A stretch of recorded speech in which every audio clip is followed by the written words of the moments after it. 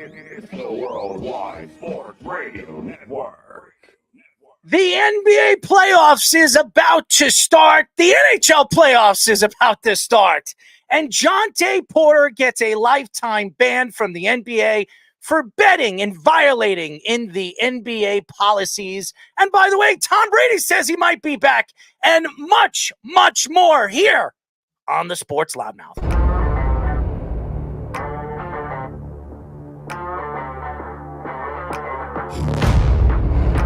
Doc Rivers is going to have Damian Lillard run very fast out of town.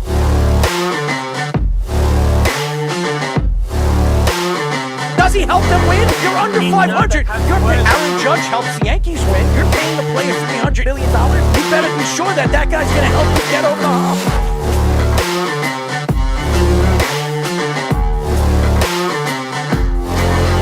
For some reason, this guy is completely lost on calling plays. Maybe he's a therapist.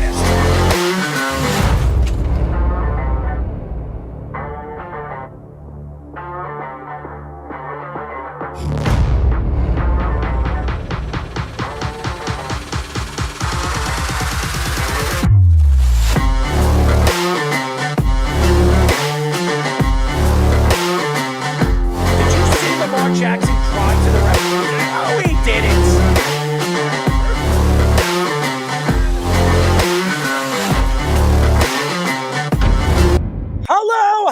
Hello for a new show of the Sports Loudmouth. I'm your host, Daryl Marks. My co-hosts, Speedy Petey and ex-NFL player, Mr. Sean Smith. Remember, you can go to our website at www.worldwidesportsradio.com. Check out all our shows throughout the week, including the Loudmouth with me, Speedy Petey, and ex-NFL player Sean Smith every single Wednesdays and Thursdays at 7 p.m. All you have to do to tune in and check out our local listings is go to our website at www.worldwidesportsradio.com. And you can call the show, ladies and gentlemen, by calling us at 631-672-3108. Speedy, what's up, man? Well, we would be remiss without congratulating two of the local ones that are high seeds in the playoffs. You mentioned the NBA and NHL playoffs. NBA are officially set. The NHL kind of set. There were New York Rangers, President's Trophy, and New York Knicks, number 2 seed in the Eastern Conference. That's true. And how about the Islanders? And the Islanders, wow, yeah, they've been 9 in the last 10 games they won, except for that Ranger game. They're surging right now. They've been very, very, very. Yeah. They've been very, very hot. I almost stuttered on that, but they have. They've been very, very hot. Good goaltending, everything. And Patrick Roy has been fantastic in the month of April. Actually, has been everything that I did not expect. So I've been very impressed with Patrick Roy. But Sean, what's up, buddy? I'm just happy my Knicks are the number 2 seed right now. Well, that's good. I mean, you should be happy. The New York Knicks sneaking, well, I wouldn't say sneaking in that second spot. Watch your mouth. Watch your mouth. I'm just saying a lot of people came out and said that the Knicks shouldn't have won that final game against the Bulls. If they didn't win that game against the Bulls, they'd be matched up against the Pacers. And now you're contemplating on who you want to play. Do you want to play Miami or you want to play Philadelphia? Because that's where it's going to land. We want to play whoever. I'm sorry? We want to play whoever. Okay? We're going to ride this momentum the way Brunson, the way the whole team is playing right now. Thibodeau is playoff time, baby. It's Knicks tape time. It's go time, okay? Well, we saw Tibbs last year, and he was outcoached by Spoelstra. And I do not want to play Miami in the first round. I do not want to play Miami then. I think you wait until later in the playoffs to play Miami. And right now, you would be mad if Miami wins. If they beat the Boston Celtics, if they play the Boston Celtics in the first round, they would play the Knicks in the second round. So I would rather play them in the second round than play them in the first round. It puts the Knicks in a bad position. I think Miami is built for the playoffs. I'm still questioning if Joel Embiid is a playoff player. I'm still questioning if Philadelphia is a playoff team. I like Nurse as a coach. I think he's a great coach, a quality coach, has won a championship with Toronto. But I would be more worried about the bench and the all-around talent that Miami has. And again, you have Spoelstra as the head coach. I would be more worried about Spoelstra and Miami Heat in the first round than Philadelphia. I got you. I understand that, but hey, I'm just excited. Like I told you off air, Mhm.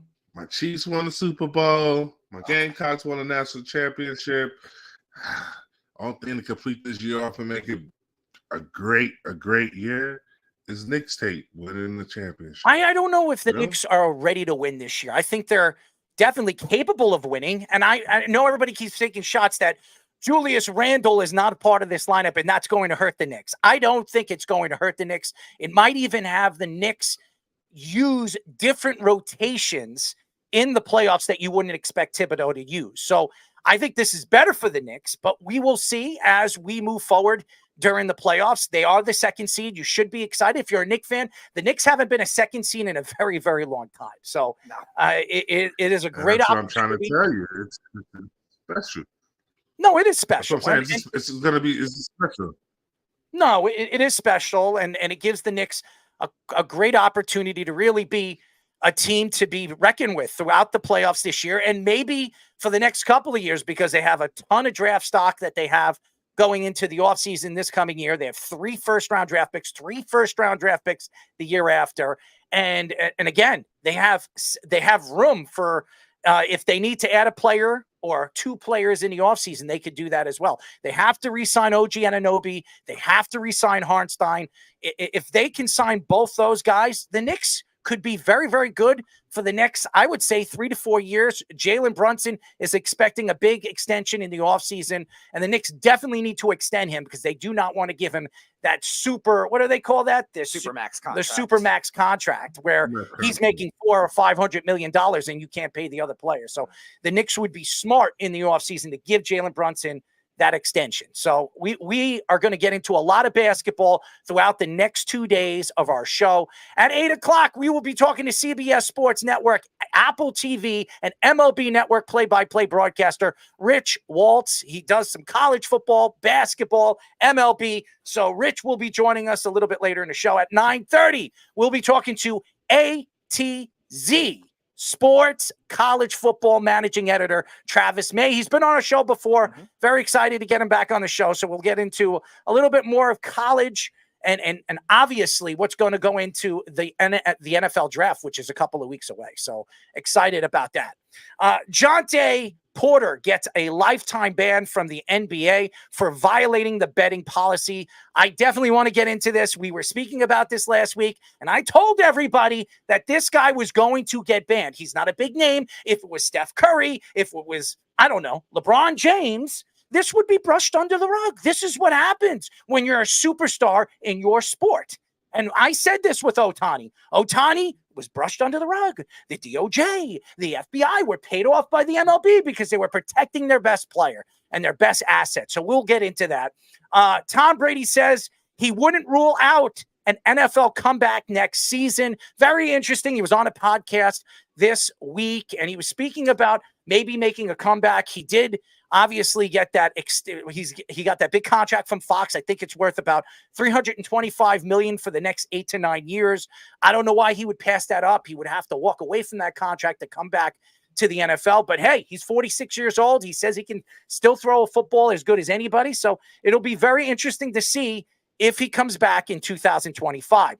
Davante Adams shuts down trade rumors, saying it would have happened already if it was going to happen. So Davante Adams is shutting down that he's getting traded to any team, including the New York Jets. So we will see. Russell Wilson says that he paved the way for other black quarterbacks to succeed.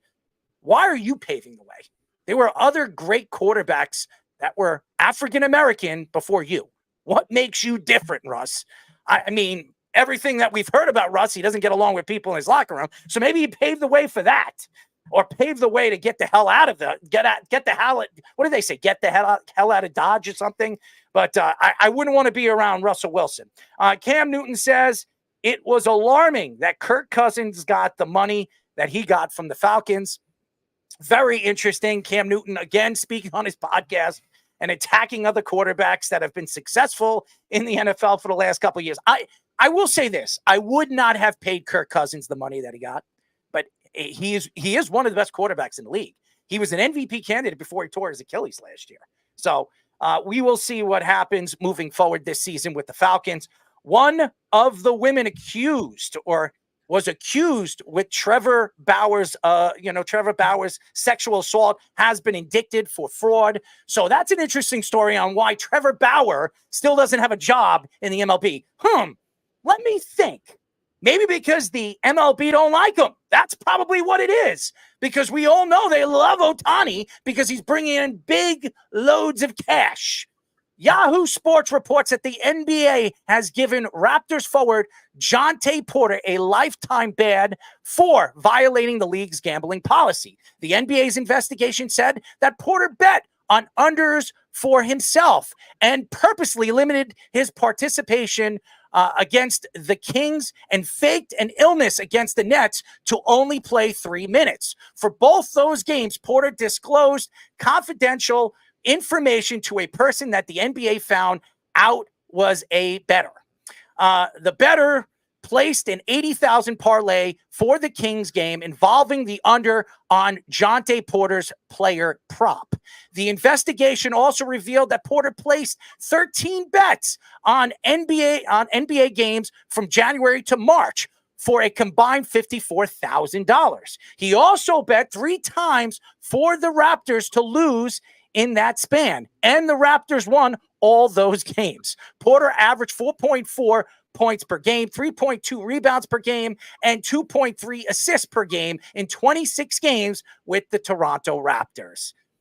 There is so much to get into with this story because we spoke about it last week, and we really didn't know what the NBA was going to do. I mean, you guys didn't. I did, because I said over and over again, the NBA is going to ban this guy for life.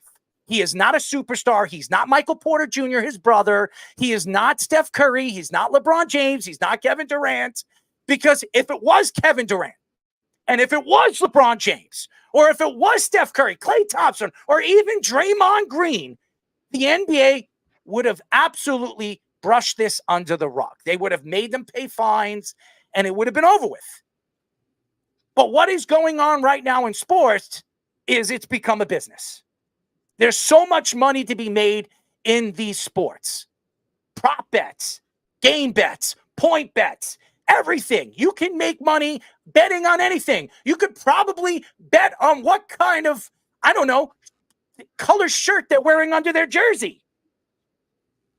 You can do anything now with professional sports. And it's become a business. And Jontay Porter, yes, he violated league gambling policies. There's no question that he did. And there's no question he admits that he did that. But why is he getting banned for life?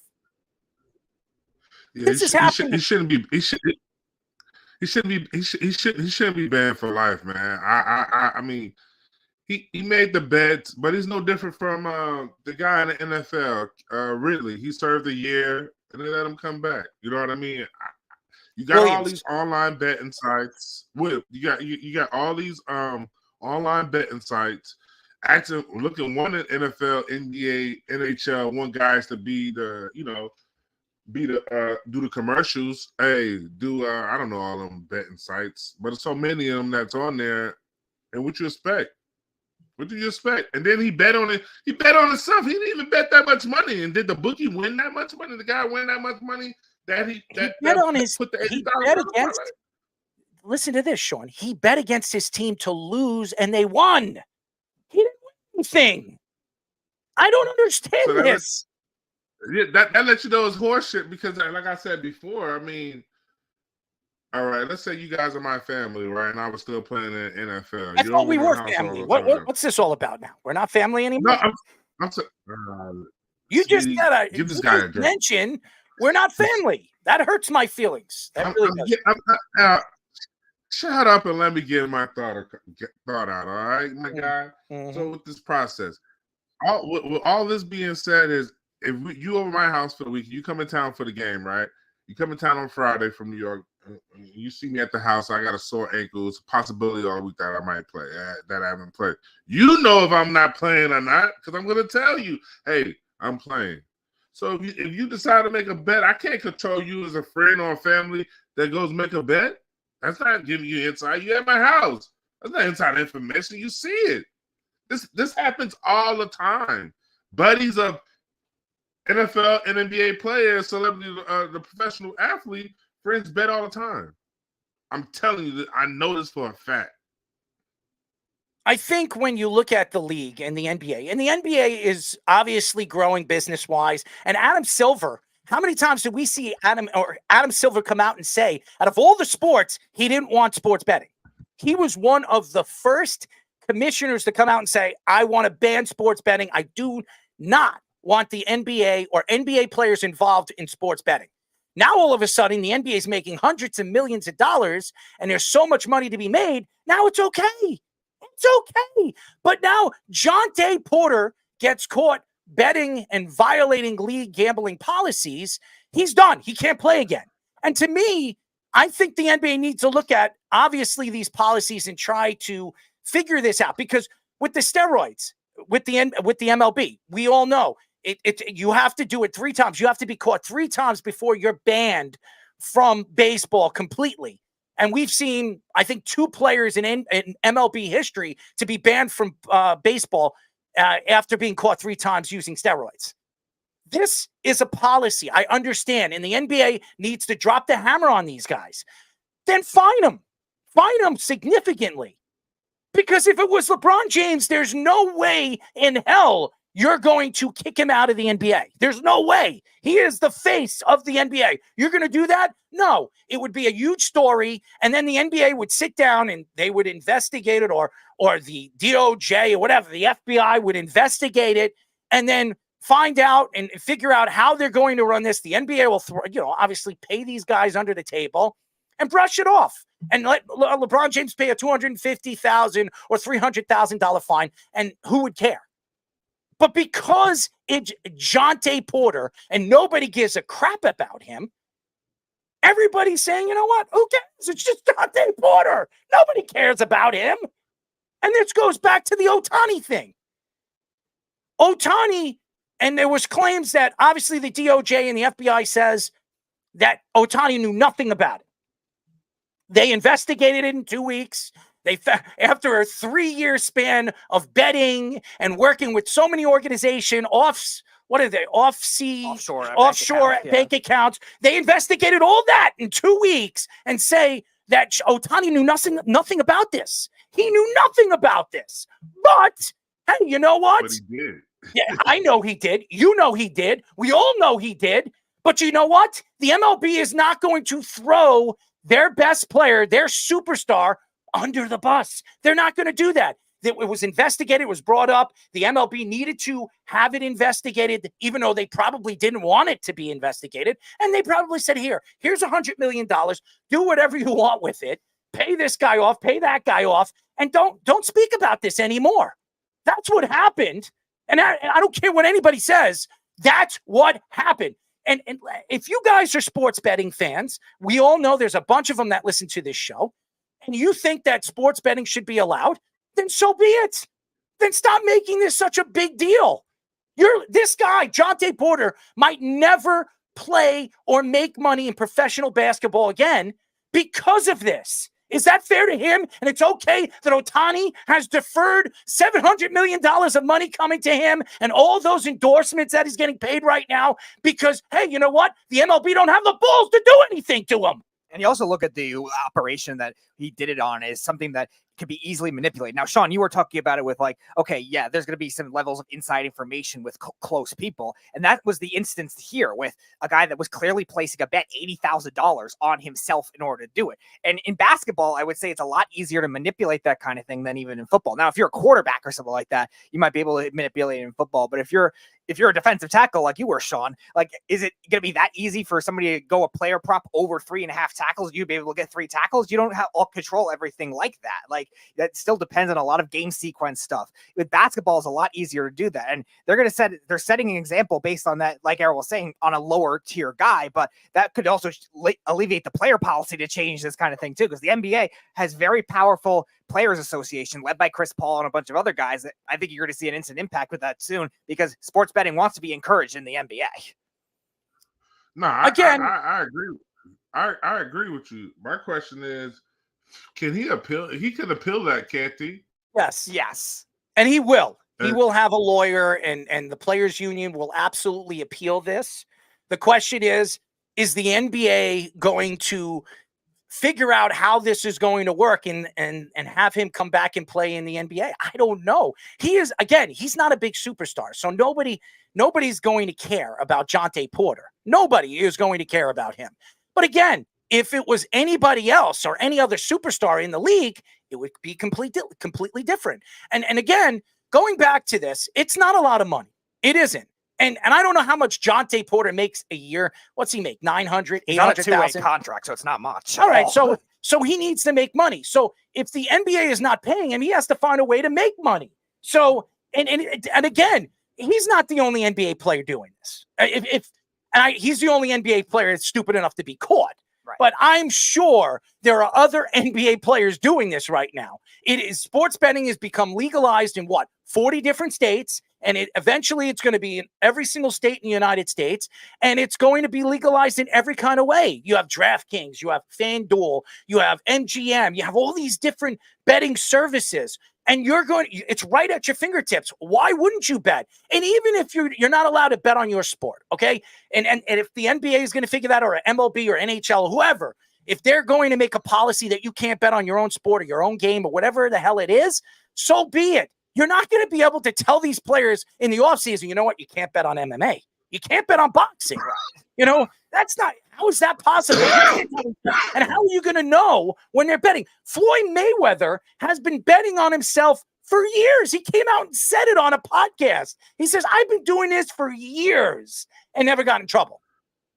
He's never gotten in trouble. He's made millions and millions of dollars betting on himself.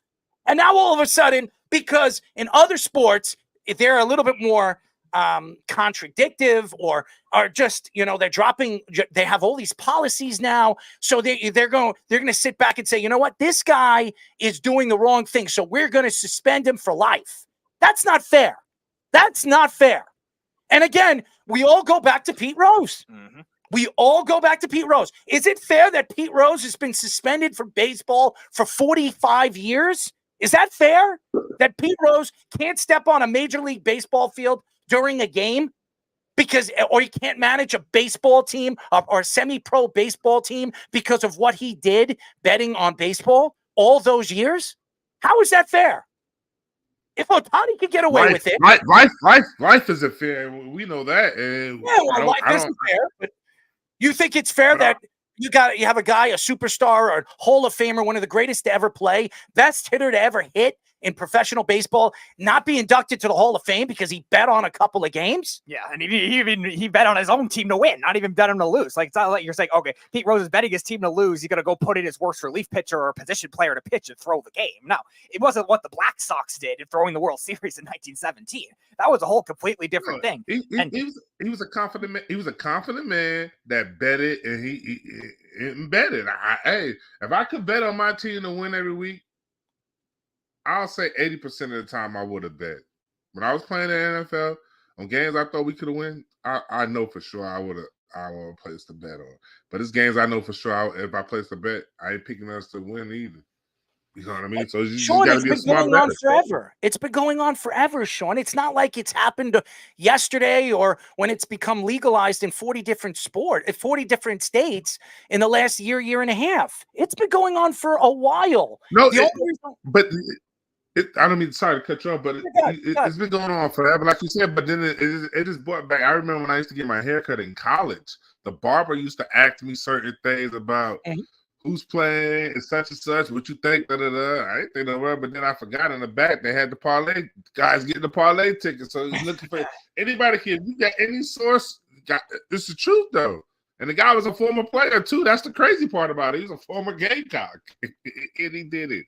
So it's like, wow. I mean, I feel like the Kentucky game. Remember we talked about a couple 2 weeks ago when we were talking about Kentucky. You know what I mean? And you think the guys threw the game. Shit, I think Klay Thompson might have bet it last night and threw the game. You know what I mean? He scored 0 points.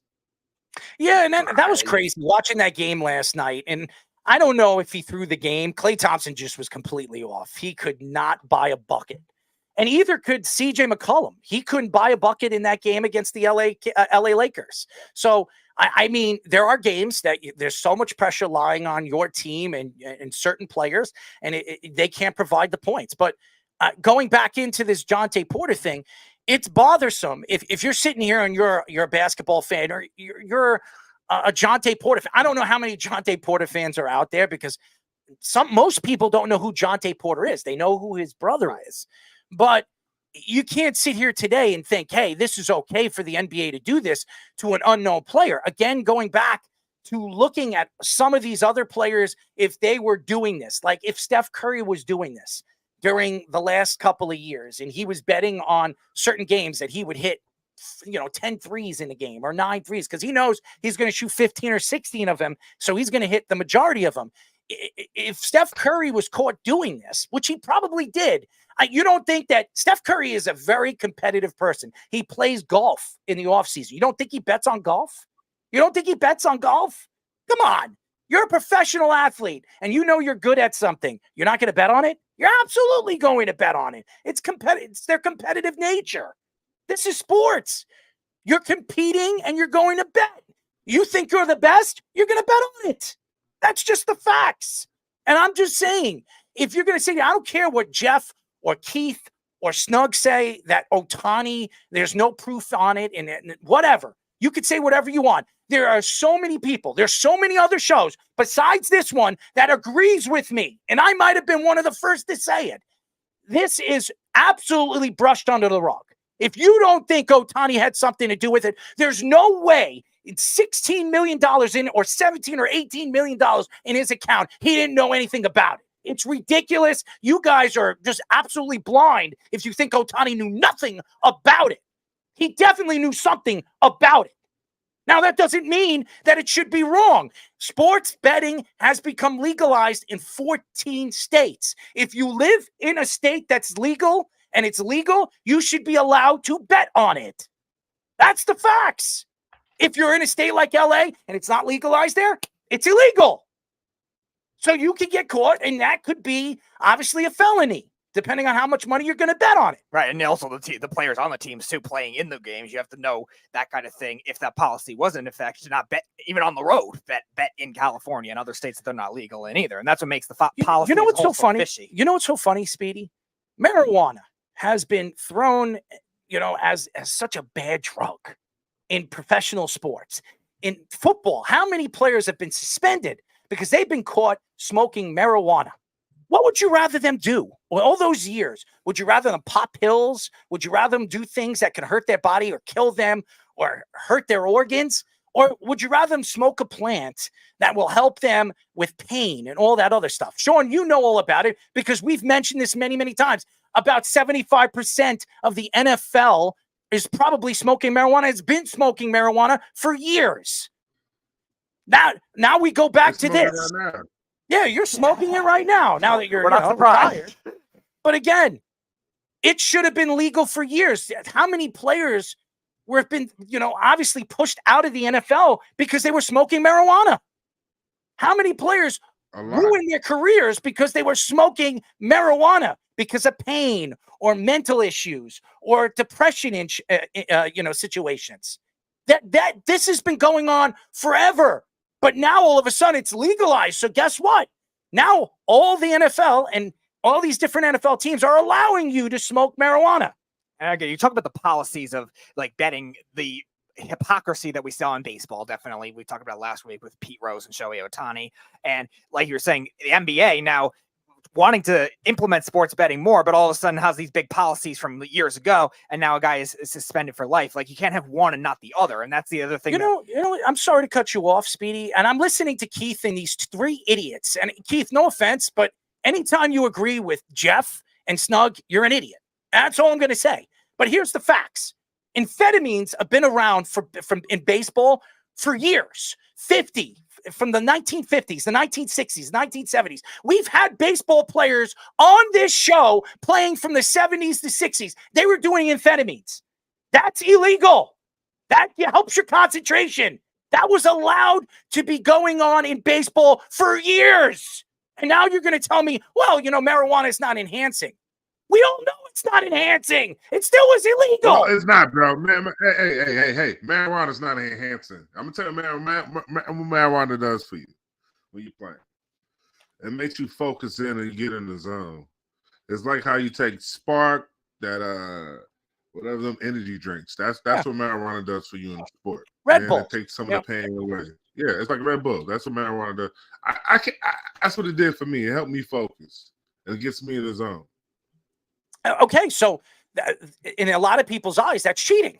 I mean, amphetamines, that's what it does. It makes you concentrate. It makes you see, it makes you concentrate on the ball and make you concentrate in baseball, concentrate on the pitcher, his face gestures, the way he moves his body, the way he torques his body. You can concentrate on that, and you can obviously guess the pitch by doing that. It's happened before, and this has been going on in professional sports forever. But you know what? Now you're looking at the game and you're allowing marijuana. You're allowing it. And now all of a sudden, going back over the last 10 years, how many players' careers have been ruined because they were smoking marijuana and they were caught smoking marijuana? Okay? How many players have we had on this show playing professional baseball in it and now out of it that told us that steroids should be allowed in baseball? How many?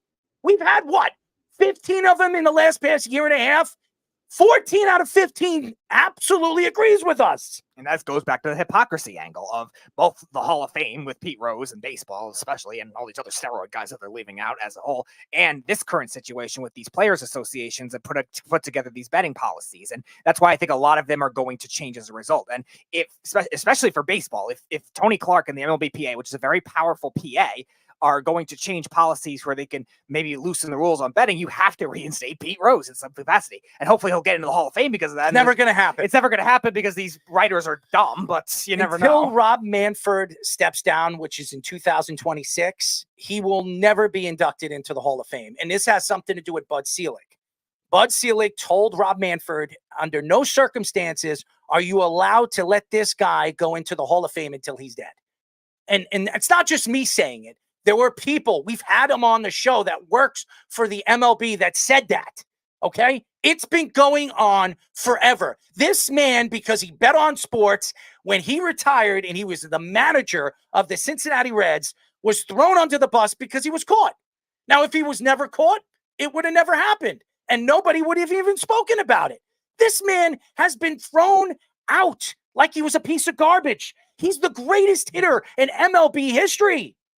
MLB history. But again, you also look at the policy they're going to put in with the Hall of Fame too. Like they should have those same principles for them. But meanwhile, the Chicago Black Sox, those guys were some of the original Hall of Famers in 1937 when the Hall of Fame came out. So make up your mind with that. And same kind of thing with the actual league going on right now. The NBA and the MLB both have very powerful players associations that are definitely going to make changes on this too. And you have to either balance it out to not maybe to an extreme measure, because I think sports betting is legal now in 40, 50 states, but not make it where one guy's banned for life and the other guy gets to stay in. It's ridiculous. And I'm reading what Keith says, but he lied. Okay. And there's no proof that Ohtani wasn't lying. Okay. So if he was lying and there was proof, you really, let me ask you a question, Keith. And I know you're not on the show. You're not going to call the show. That's fine. Keith, let me ask you a question. How, after 3 years of betting, there's so much money being put in so many different areas, so many bank accounts, so many, offshore accounts. How does the DOJ and the FBI do research in 2 weeks' time? How the hell did they research all that information in 2 weeks' time? Now, how long did it take the MLB to investigate steroids? Years. It was going on for years. And you're going to tell me in 2 weeks they investigated that enough to know that he had nothing to do with it? What are you, nuts? You guys are crazy. And I know you guys love betting, sports betting. Great. Congratulations. Enjoy it. But don't tell me Ohtani knew nothing about it. You want to take Jeff? No, not right now. No, Jeff. Sorry. He doesn't want you right now. You know what? Put him through. Well, all right, Jeff. Actually, call back, Jeff. But I definitely. But as soon as he says something stupid, we're hanging up on him. I am not I'm not going to go into this forever and go back and forth with him because to me, Jeff's going to find every kind of way to argue this and turn it into a war. Okay, Jeff. All right, Jeff, what would you like to talk about? We all know you want to talk about this. Right. You just said, there's no proof that Ohtani wasn't lying. That's a ridiculous premise to start because you can't prove a negative. You can only prove that someone is lying. There was proof that Pete Rose was lying. You can't say, well, there's no proof that he isn't lying. Well, you don't have proof that he is, right? So, like, that's your whole premise is like, you need someone to prove to be innocent. When you're trying to prove a negative, that kind of stuff doesn't exist. And that's how conspiracy theories spread. Jeff, let me ask you a question, all right? You were a rich man, okay? You had, let's say you're worth $50 million, all right? And I don't have Sean Smith money. Oh, hold on. Let's say you had $50 million. I don't have that either, bro. So let's say you had $50 million in your account, all right? And you had somebody go into your account and take, let's say, I'm just going to cut it down to $6 million. You're going to tell me that you knew nothing about that $6 million being used in your account? Answer yes or no. Yes or no? No. It's not a yes or no answer, and that's the problem with you, right? He has multiple accountants. First of all, that Ippy was like his voice. They proved through the phone records that every conversation that they had through text, it wasn't even implied that he knew about gambling. They never talked about gambling. Have you ever heard of a burner phone? Mizuhara committed fraud by impersonating Ohtani to get access to those bank accounts. Like, you got to read the affidavit, right? How about having a burner phone? How about that? And we've seen people get murdered and have burner phones, and you can't trace that. You can't trace burner phones, track phones. You're going to tell me that, because they checked phone records, he didn't have a burner phone? Come on, Jeff. Right. Think about it. Right. Okay. So think about this now, what you're saying, because I'll just go and prove this. Even burner phones have an IP address. They can track it. There isn't even a record of a burner phone. Hey, Jeff.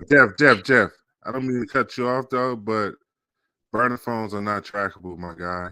I don't care even if it has an IP. You can have an IP address on it. That's why they have a burner. It's a burner account.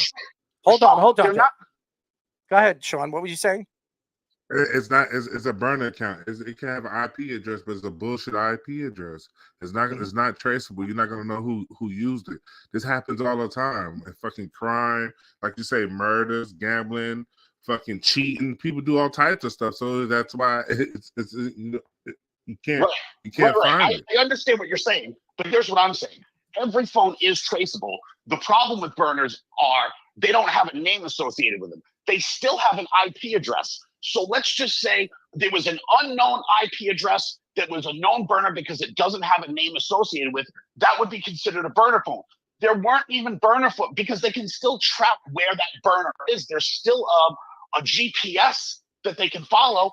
And no burners were at Shohei's house. He got no text messages. They have the text messages. So you think messages.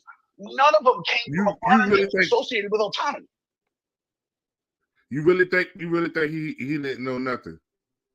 No, you want to know? I actually believe that he didn't until I see proof. Look, I'm open to the idea that you could be right. No, man, that's bullshit. You know why? You know why it's bullshit. You know why it's bullshit. With not an inkling of proof. Go ahead, Sean. You know why it's bullshit. You know why it's bullshit because his translator did it for him. Mm-hmm. I'm gonna be honest with you. I'm telling you from being a professional athlete. Something that, no offense, and not to try to belittle you or anything.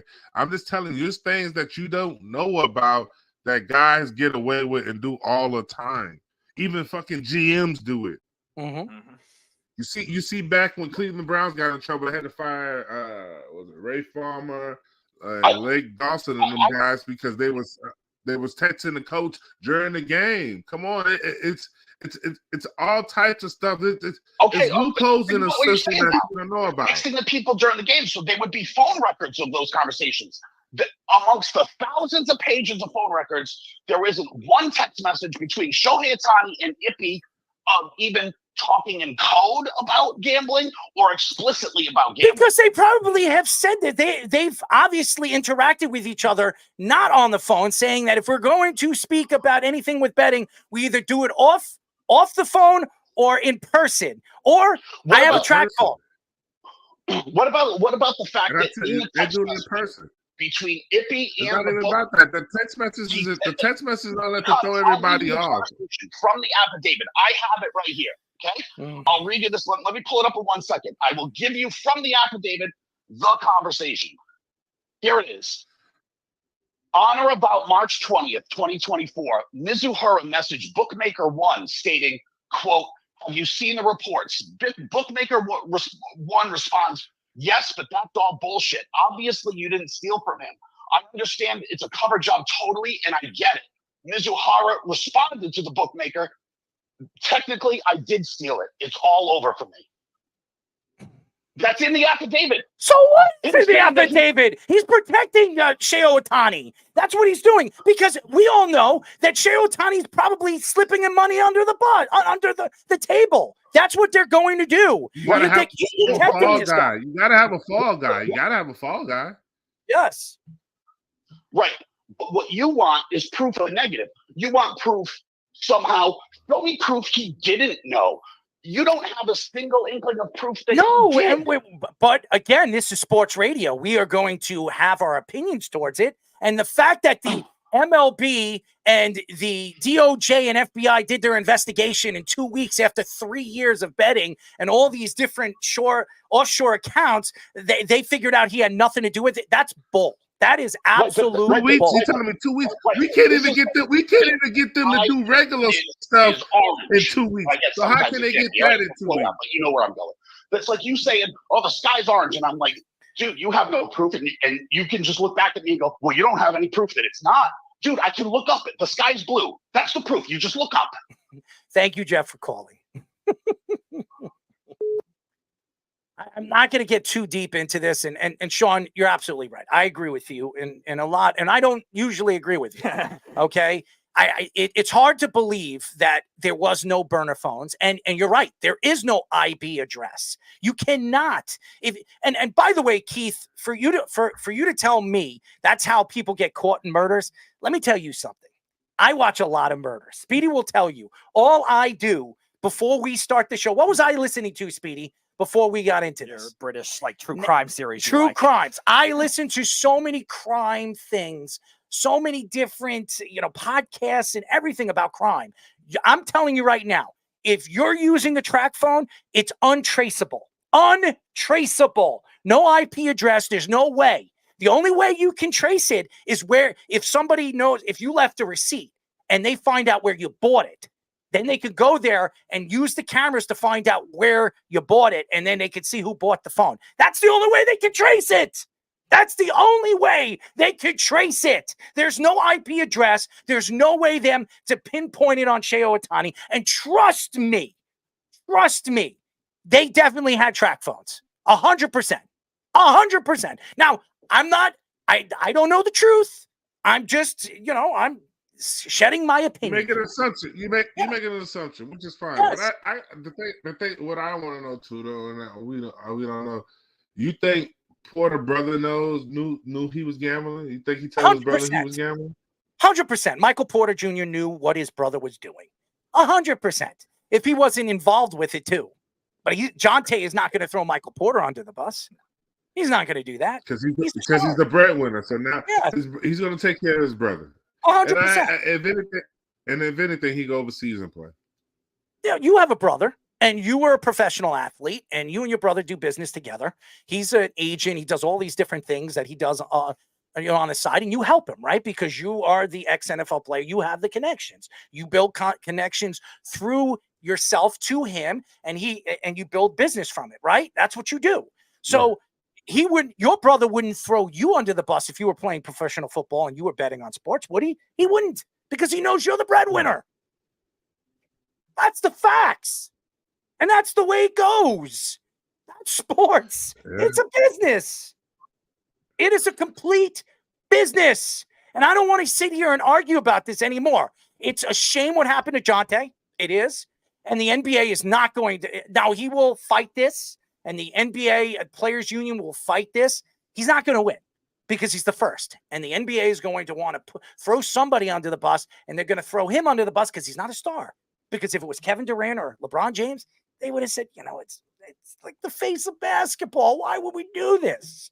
We're not going to do this to him. We'll just fine him $1 million and let him go. This will never happen again. LeBron, don't do this again, because if you do, we're going to suspend you or we're going to kick you out of the game. It's a business. Especially with Chris Paul being the head of the NBA Players Association. It's ridiculous. There's no way he would ever do anything to his best friend, LeBron James. It's ridiculous. All right, let's get to Tom Brady. Tom Brady said on the Deep Cuts podcast that he wouldn't rule out playing at the age of 46. Brady says it would likely be later in the season he would sign, a lot like Gronk did when he signed with the Buccaneers in 2020. Brady also mentioned returning to the Patriots or playing for the Raiders as two destinations he would like to play for the most. Brady is still working on getting a partial ownership stake in the Raiders, which, if that goes through, that would forbid him to be a player. Brady also has a 10-year, $375 million broadcasting deal with Fox that legally can be pushed back if Brady plays this season. Brady is set to be inducted into the Patriots Hall of Fame June 12th. If Tom Brady has brought up coming back, likely it very much could happen. All right? Tom Brady is practicing. If nobody's seen Tom Brady on social media, he's throwing again, he's swimming, he's doing all these different things. He's running, he came out, he actually ran his 40. He ran his 40 faster than he ever ran it. And he's at 45 years old. Okay? It tells me that Tom Brady still believes he has enough in the tank to still play in the NFL. Now, the Patriots, going into the season, who's their starting quarterback? Who's the starting quarterback? Matt Jones or Bailey Zappi or whoever the hell. Matt Jones is gone. Oh, that's right. Yeah, so Bailey Zappi or whoever else they draft. Now, they could draft a quarterback. Now, wouldn't it be smart? Think about it. They bring in a quarterback. They have, obviously, a veteran quarterback that's going to start in front of probably Drake May. Okay, let's just say Drake May falls to them. They draft Drake May. Drake May, they do not want to put him in the football games early in the season because, look, ask the Jets. Ask all the other teams that have failed to bring these quarterbacks. Ask the New England Patriots when they brought Mac Jones in. Yep. It didn't work. You need to let him sit. You need to let him learn. If you could bring Tom Brady in the middle of the season, if you're a borderline playoff team. Now, the AFC East, we don't know what the Jets are. The Jets have talent, but we don't know if Aaron Rodgers is going to stay healthy. We don't know if the offensive line is going to stay intact. Miami, come on. We don't know what to expect with Miami. And Buffalo lost their secondary. They don't have any wide receivers. They traded away Stephon Diggs. They don't have Gabe Davis. They're going into a draft where they need to draft a lot of pieces if they expect to compete this year. If the Patriots are right there and they could bring Tom Brady in to sneak into the playoffs and make a run, why wouldn't they do it? And Tom Brady knows that. They know it. And by the way, Oakland has no chance. I'd say Oakland, but Vegas has no chance of drafting a quarterback right now at 13. No chance. Now, they're not going to draft Penix at 13. That's where they're drafting, right? 13? Yep. They're not drafting Penix because Penix is probably a second or third round draft pick. So J.J. McCarthy will be off the board by the Broncos. If the Broncos pick him at number 11, that's probably where he's going. So all those four quarterbacks that we spoke about, Caleb Williams, Davis, right? Daniels, May, and J.J. McCarthy. All four of those guys are going to be off the board by 13. They're not drafting a quarterback. They're not. So they're going into the season with who? They're going into the season with a young quarterback or a quarterback that is not expected to do so well this year. They're expected to run the ball and run their offense the way they did last year. They don't have Josh Jacobs there. And they're going to depend a lot on their defense again this year with a rookie coach in a full season. Why wouldn't Tom Brady want to go and play for the Raiders? Why wouldn't he want to go play for the Patriots? It's open. It's there's an opportunity there. Why wouldn't he? He believes he can win. He believes he can still compete. Only he would know. And it's funny because he's saying it now. I don't think Tom Brady ever wanted to be a broadcaster because he signed this contract 2 years ago. 2 years ago, the biggest contract in broadcasting history, 10 years, $375 million.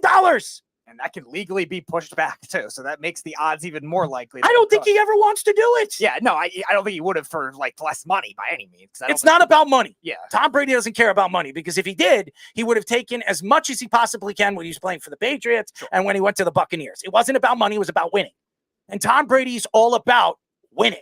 Okay. And if he believes he can win an 8th Super Bowl, why wouldn't he come back? Yeah, because the Raiders are flashy. They're Las Vegas. They're going to want to operate like that. And while they did lose to the Patriots disciples with Josh McDaniels being the horrible coach that he was and Dave Ziegler not being a great GM, that still, the Raiders are still interested in that kind of thing because Brady wants to go there and he is a big name. And we're going to talk about it later with Devontae Adams. Like Devontae Adams is still there too. Like, wouldn't you want to play with a top 5 wide receiver in the league right now?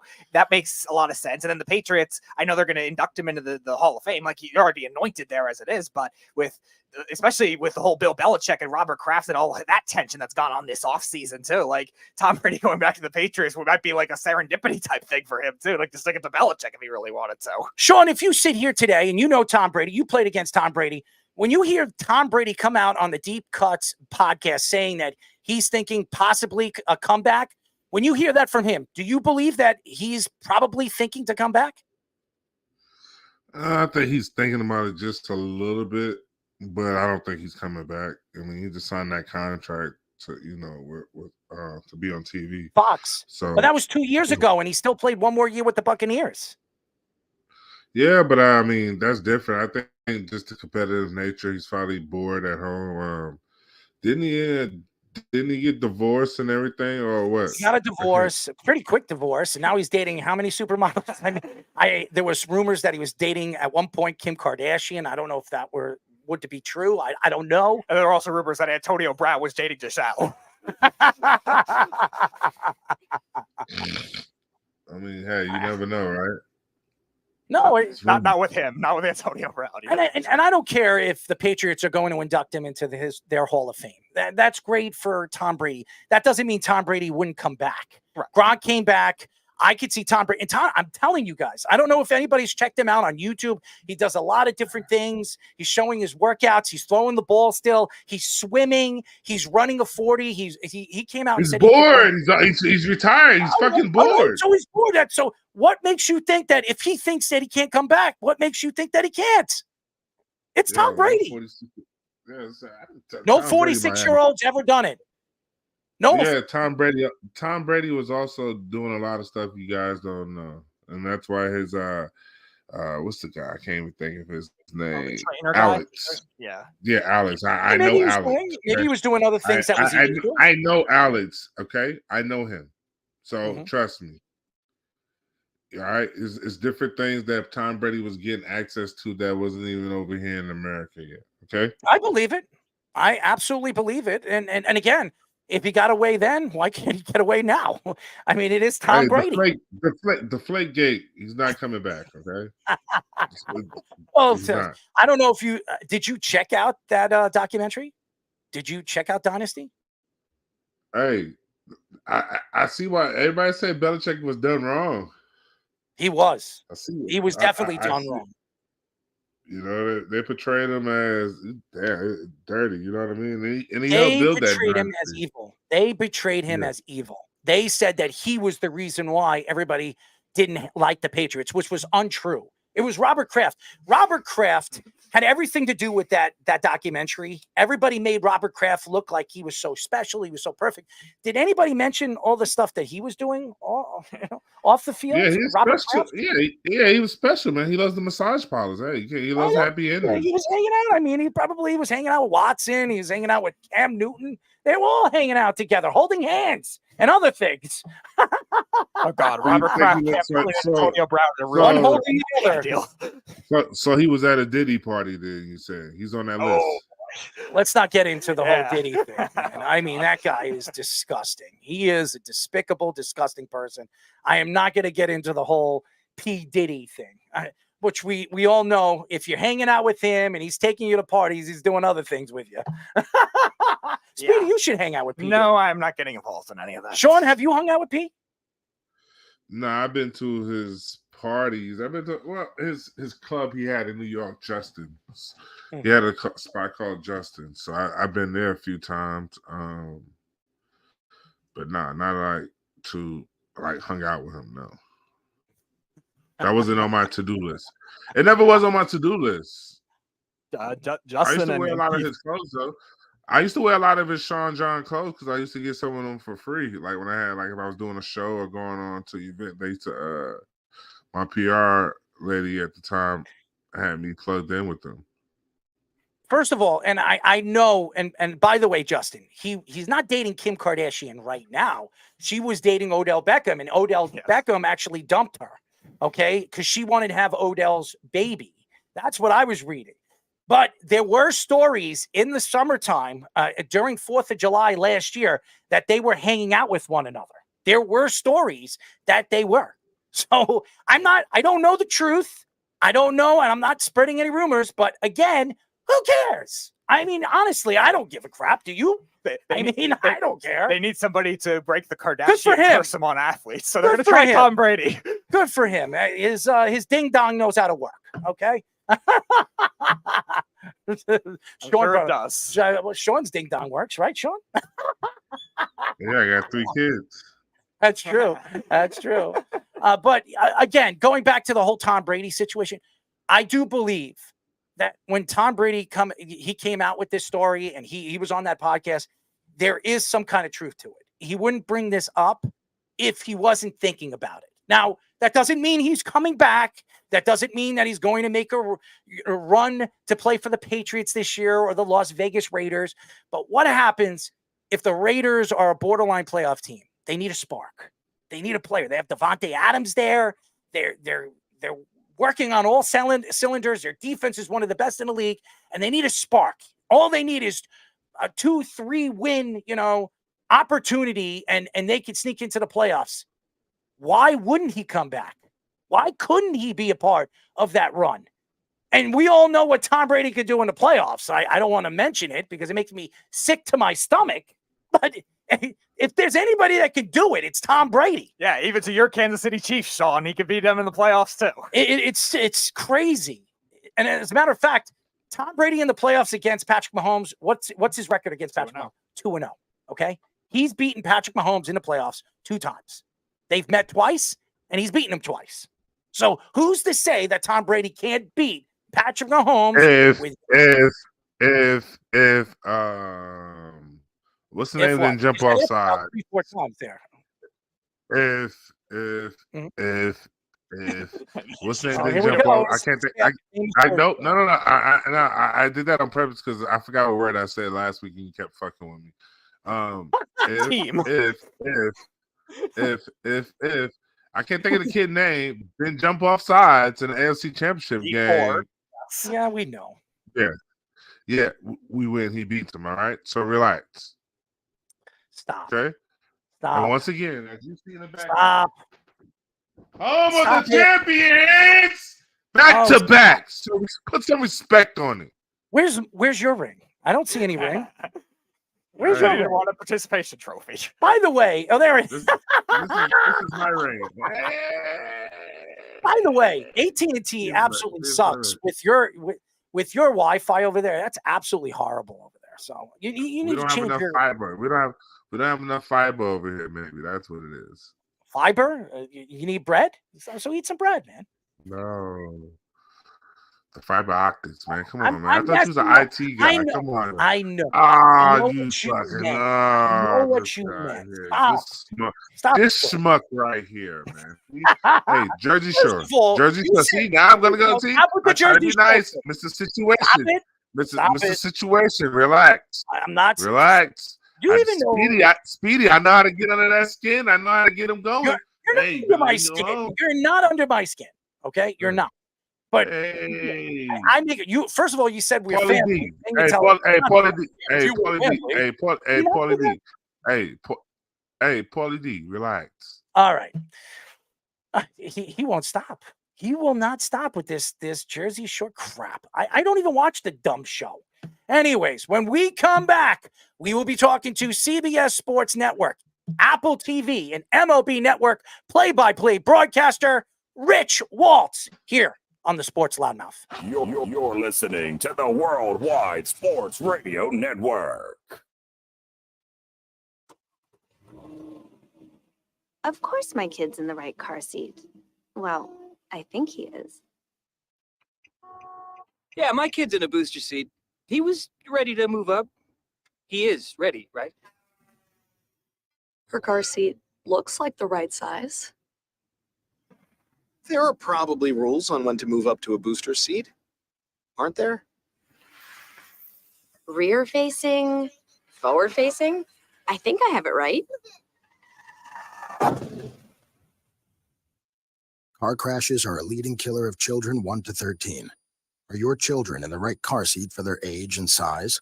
Don't think you know. Know you know. Go to safercar.gov/the right seat. I know my child's in the right car seat, or else I wouldn't get in the driver's seat.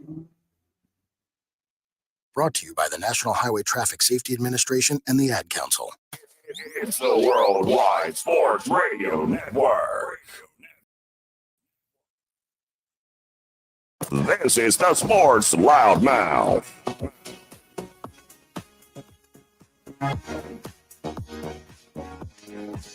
631-672-3108 is the number to call. You're listening to the Sports Loudmouth. I'm your host, Errol Marks, my co-host, Speedy Petey, and Sean Smith. Go to our website at www.worldwidesportsradio.com. Check out all our shows throughout the week, including the Loudmouth with me, Speedy Petey, and ex-NFL player Sean Smith, every single Wednesdays and Thursdays at 7 p.m. All you have to do to tune in and check out our local listings is go to our website at www.worldwidesportsradio.com. Our first guest of the night, everybody knows him. If you haven't checked out CBS Sports Radio or Apple TV or MLB Network, play-by-play broadcaster, our friend, Rich Waltz. Rich, what's up, buddy? Not much, man. I just been worlds colliding. Just finished basketball, just starting baseball, a lot going on. I'm sure you guys are talking all about it, but no, I'm good. I get to go to Atlanta this weekend and see the Rangers and the Braves on Saturday night. So I'm excited about that. Well, it's two really good teams and one team in the Texas Rangers that won a championship last year. And this year, one of the favorites, the Braves. Yeah, they're a lot of people. Yeah, they're banged up. The Rangers are banged up. They're without Josh Young, their third baseman, and Nathaniel Lowe, their first baseman, who were two good bats, two terrific defensive players, and they were key in that run to a World Series championship. I saw them last week against the Astros, and Adolis Garcia, seemingly anytime he sees the Astros, has a couple home runs or a couple big hits. So they're just treading water right now. They've got a couple of pitchers on the DL, obviously, with DeGrom and Scherzer that they're hoping to get back. Bradford's on the DL, too, a guy that can start for them. So they're like a lot of teams, 2.5 weeks in. What do you have? Where are you struggling? There's not a whole lot you can make of the standings at this point, other than, there are some teams off to a great start. The Yankees, obviously, your Yankees are off to a great start. There you go. Thank you. A little flex there. And the Houston Astros. Hulk Hogan over here. I'm just Houston Astros don't look like the Houston Astros of the last 7 years. So so we'll see. Well, there's no Dusty Baker. Okay, they brought in a new manager. Yeah, he's look, Dusty Baker is. You're throwing up photos now. That what's going on there? Dusty Baker, look-looking guy, man. I mean, Sean's liking those pictures, right, Sean? Look at me now, though, right? I mean, come on. He's saying. That's a great point. Dusty Baker is one of those managers that I think throughout his career was underappreciated because he never won the World Series. He came so close with the Giants, and he did, everywhere he went, he won. And he was the perfect guy to drop into Houston in that, in the wake of the scandal and all of that. He was the guy that had, street cred, credibility in the game, got everybody on the same page, and won his world championship. So, yeah, they miss him. Joe Espada, I think, is going to be a really good manager, but right now he's not Dusty Baker, and be interesting to see the next month. And there's enough talent there that they should pull out of it, though they lost a game today to the Braves in extra innings. So we'll see. We are talking to CBS Sports Network, Apple TV, and MLB Network play-by-play broadcaster Rich Waltz. Rich, let's get into some college football. The NFL draft is right around the corner. It's 2 weeks away. A lot of New York fans are excited. I mean, Malik Neighbors could be sitting there at 6. The New York Jets, we've been hearing Brock Bowers. I am not wanting Brock Bowers with the Jets at number 10. I think you need to go offensive line, trade down. So let's go look at the Giants right now. The Giants are sitting there at 6. The Commanders and the New England Patriots already came out and said that they will not trade or let the Giants trade up to get either the 3rd or the 2nd pick. Where do the Giants go? Who falls to the Giants? Yeah, see, look, I made myself a promise, or at least it's something that years ago I decided when I went on a talk show, if somebody asked me a question that I don't know the answer to, I'm not going to sit there and say, well, I think they should go this and this. I don't know. I mean, just being completely honest with you, your opinion of it holds a lot more weight or cachet than my opinion on it. I've spent 0 time on the NFL draft, really. I was all college basketball through the tournament and all that, and now I'm into baseball. I don't know. Let me ask you a question. I'm sorry. I know you. No, but that's fine. It's like you watched a lot of college football this year, right? I hear sometimes a guest will go out and in a topic or something they probably don't know a whole lot about and trying to dance around it and give you. Now there's Brock Bowers. All right, there's a Brock Bowers throw. Is that the game that I called, the Missouri game? I'm not sure. It's like Texas A&M. Is that Texas A&M? I had the Missouri game at Georgia, and I liked him a lot. Everybody around me liked him a lot, but I'm not here to project him in the NFL or tell you what the Giants want. I will tell you this: if you going to the University of Georgia to do a game, and we went there a day. Aaron Taylor and I went there a day early, and Amanda Guerra, our sideline, because we wanted to go to practice.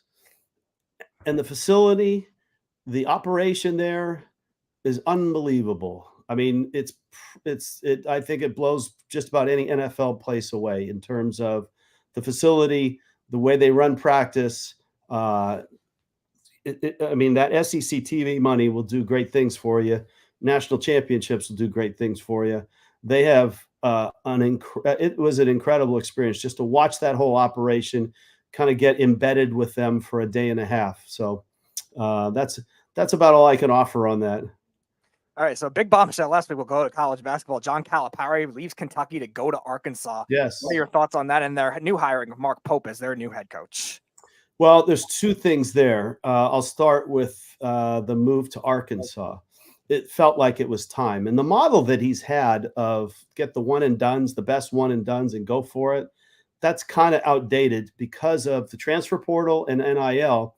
So many of the teams in college basketball are old and 22, 23-year-olds. And in that game right now, in that sport, if you've got 22, 23-year-olds who are in their 5th year or 4th year and have played and are really good, they will beat the one and dones, even though the one and dones may end up in the NBA and have a long career and be a better pro. That one and done is still 18, 19 years old. And I think the model just didn't work anymore. And I think Kentucky wanted to move on. He wanted to move on, and he found a landing spot, right? And that's a good landing spot. So be interesting to see how I think he kind of, hits the transfer portal huge. Obviously, that roster has been decimated. There's a lot of rosters right now are in flux. So I mean, look, he needed a landing spot. He found a good landing spot. He's in the SEC at a place that is really starting to ramp up their NIL. At least that's what their football program told us last fall. So I think he's in a good spot. I think he'll do it'll be a different model for him. I think it's transfer portal. He'll get older players, and it'll be interesting to see how he does with that. I think he'll do fine, by the way. Mark Pope. I have called probably 7 or 8 Mark Pope games over the last 4 or 5 years. Like him a lot.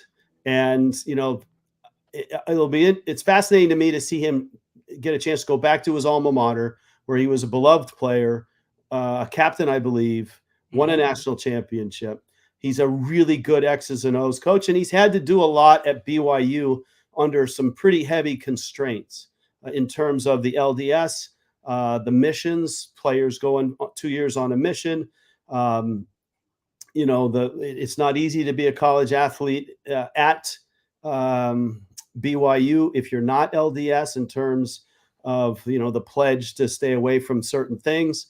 So getting him to Kentucky and suddenly exposing him to a much broader pool of players and opportunities, I'm really interested, because I like him as an X's and O's coach, and I think his Kentucky ties are going to energize I know the fan base wants, Pat Riley to come out of retirement and coaching, right? Pat Riley's not walking through that door. He's 80 years old. Why would he do that? I think Mark Pope is, I think the fan base eventually gets behind him after the initial, well, we're not getting, a big name guy. It was a pretty cool entrance when he came in with all his teammates from the national championship game and walked in the arena. That all of a sudden you just felt that energy. I think, and I'm really interested to see how Mark Pope does. I think he'll do well. He's an underrated coach in my opinion. We are talking to CBS Sports Network, Apple TV, and MLB Network play-by-play broadcaster Rich Waltz. Rich, UConn wins another national championship. That's 2 in a row. It hasn't been done in a very, very long time. And UConn and Danny Hurley. Danny Hurley is the hot commodity right now. He's the biggest name coach right now in college basketball. Were you surprised that UConn won the national championship? And do you know anything about Danny Hurley that we don't know as a head coach, as a player, as a man? Yeah, I don't know. I don't know what you know, but I'll tell you what I know. I had them once this year. It was the best. We, as announcers, on the day of the game, we go to shoot-arounds, and shoot-arounds in college basketball are essentially an hour to an hour and a half daytime practice where you run through sets, you go through the scouting report of your opponent, and you get a chance as an announcer to not only talk to the head coach with Danny Hurley there, but watch the team practice. And I was with Dan Dickow, who the All-American from Gonzaga, played in the NBA for a good spell. And by far, we said it was the best practice, best shoot-around we had seen all year long. The stuff that they did, the efficiency that they worked with, the attention to detail with an emotional coach getting them through it as he is.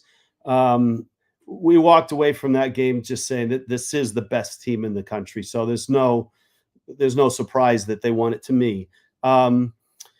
It's funny. I had some of his games in other places.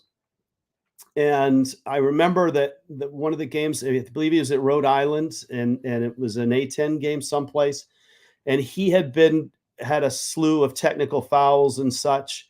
And he had said publicly that, I've watched myself on tape and I'm a little bit embarrassed sometimes with the emotion that I show and all that. And he said, yeah, at that practice, that's 7 years ago. He said, yeah, I'm trying to be a little more calm and a little better. It's hard because my nature, look at my brother, my dad, all that. We're all fiery Jersey guys and all that.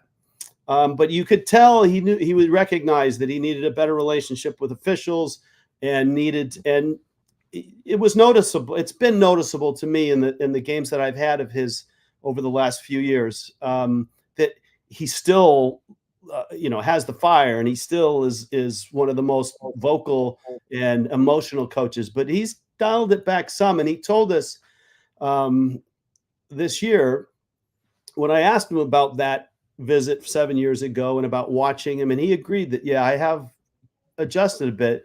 But he said, you know what? Once you win a national championship, one national championship, there's so much pressure. He said that so much pressure was taken off of him. It's much easier to be yourself and not, he still is a attention to detail, worry about little stuff and all that. He said, but the weight off your shoulders when you win that first championship is just, all of a sudden everything is better, and it's not easier, but it's, for him, it was just a much more enjoyable season this year, I guess is the best way to put it. And so, watching them and watching them practice, watching them play, and then watching them early in the tournament, I like him a lot. And I'm not surprised that they won the national championship. I don't know if that's stuff that you didn't know, but no. I gave it my best shot. I am a Hurley fan. Yes. I grew up. Now, obviously, Bobby Hurley is my favorite college basketball player growing up. I followed him. I'm a big Bobby Hurley fan too. I've had a good number of his games. He's fabulous to talk to as a broadcaster. He will tell you anything, everything. Both of those guys are very honest with their team, with the opponent, with themselves, about themselves. Right. I had a great Bobby Hurley moment not this year, but the year previous. They were on the road in Tucson at the end of the season, and they needed to win to get off the bubble and get in the tournament. And he has won like once in Tucson. Those are bitter rivals, Arizona State. And his kid hit a 3/4 court shot at the end of the game. Yeah, I remember that. Yeah, to beat him, and that was a fun moment just to watch him turn around and look up at the 12,000 or 13,000 at the McHale Center and kind of give him the business. Well, it's so funny because when I watch the Hurley brothers, they have so much passion. It's like when their team scores, they feel like they scored. So they're jumping up. It looks like they won they won the national championship, but their team won the national championship. It's so funny. And I met Bobby Hurley years and years ago. A big fan of his growing up, and it's a shame that his NBA career was cut short because of the car accident that he had, and could have been a great player. I mean, I wasn't a big fan of Christian Laettner, but I was a very big fan of his. I'm a Grant Hill fan too.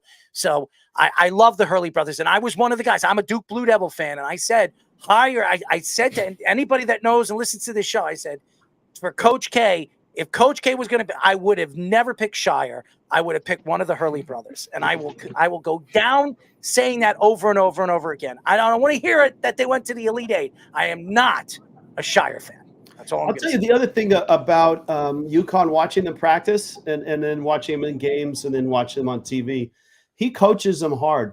And his personality is I don't want to say gruff, but it's a get in your face and get on him. And in that practice that we watched, it wasn't all, what was the Al McGuire, rainbows and unicorns used to say.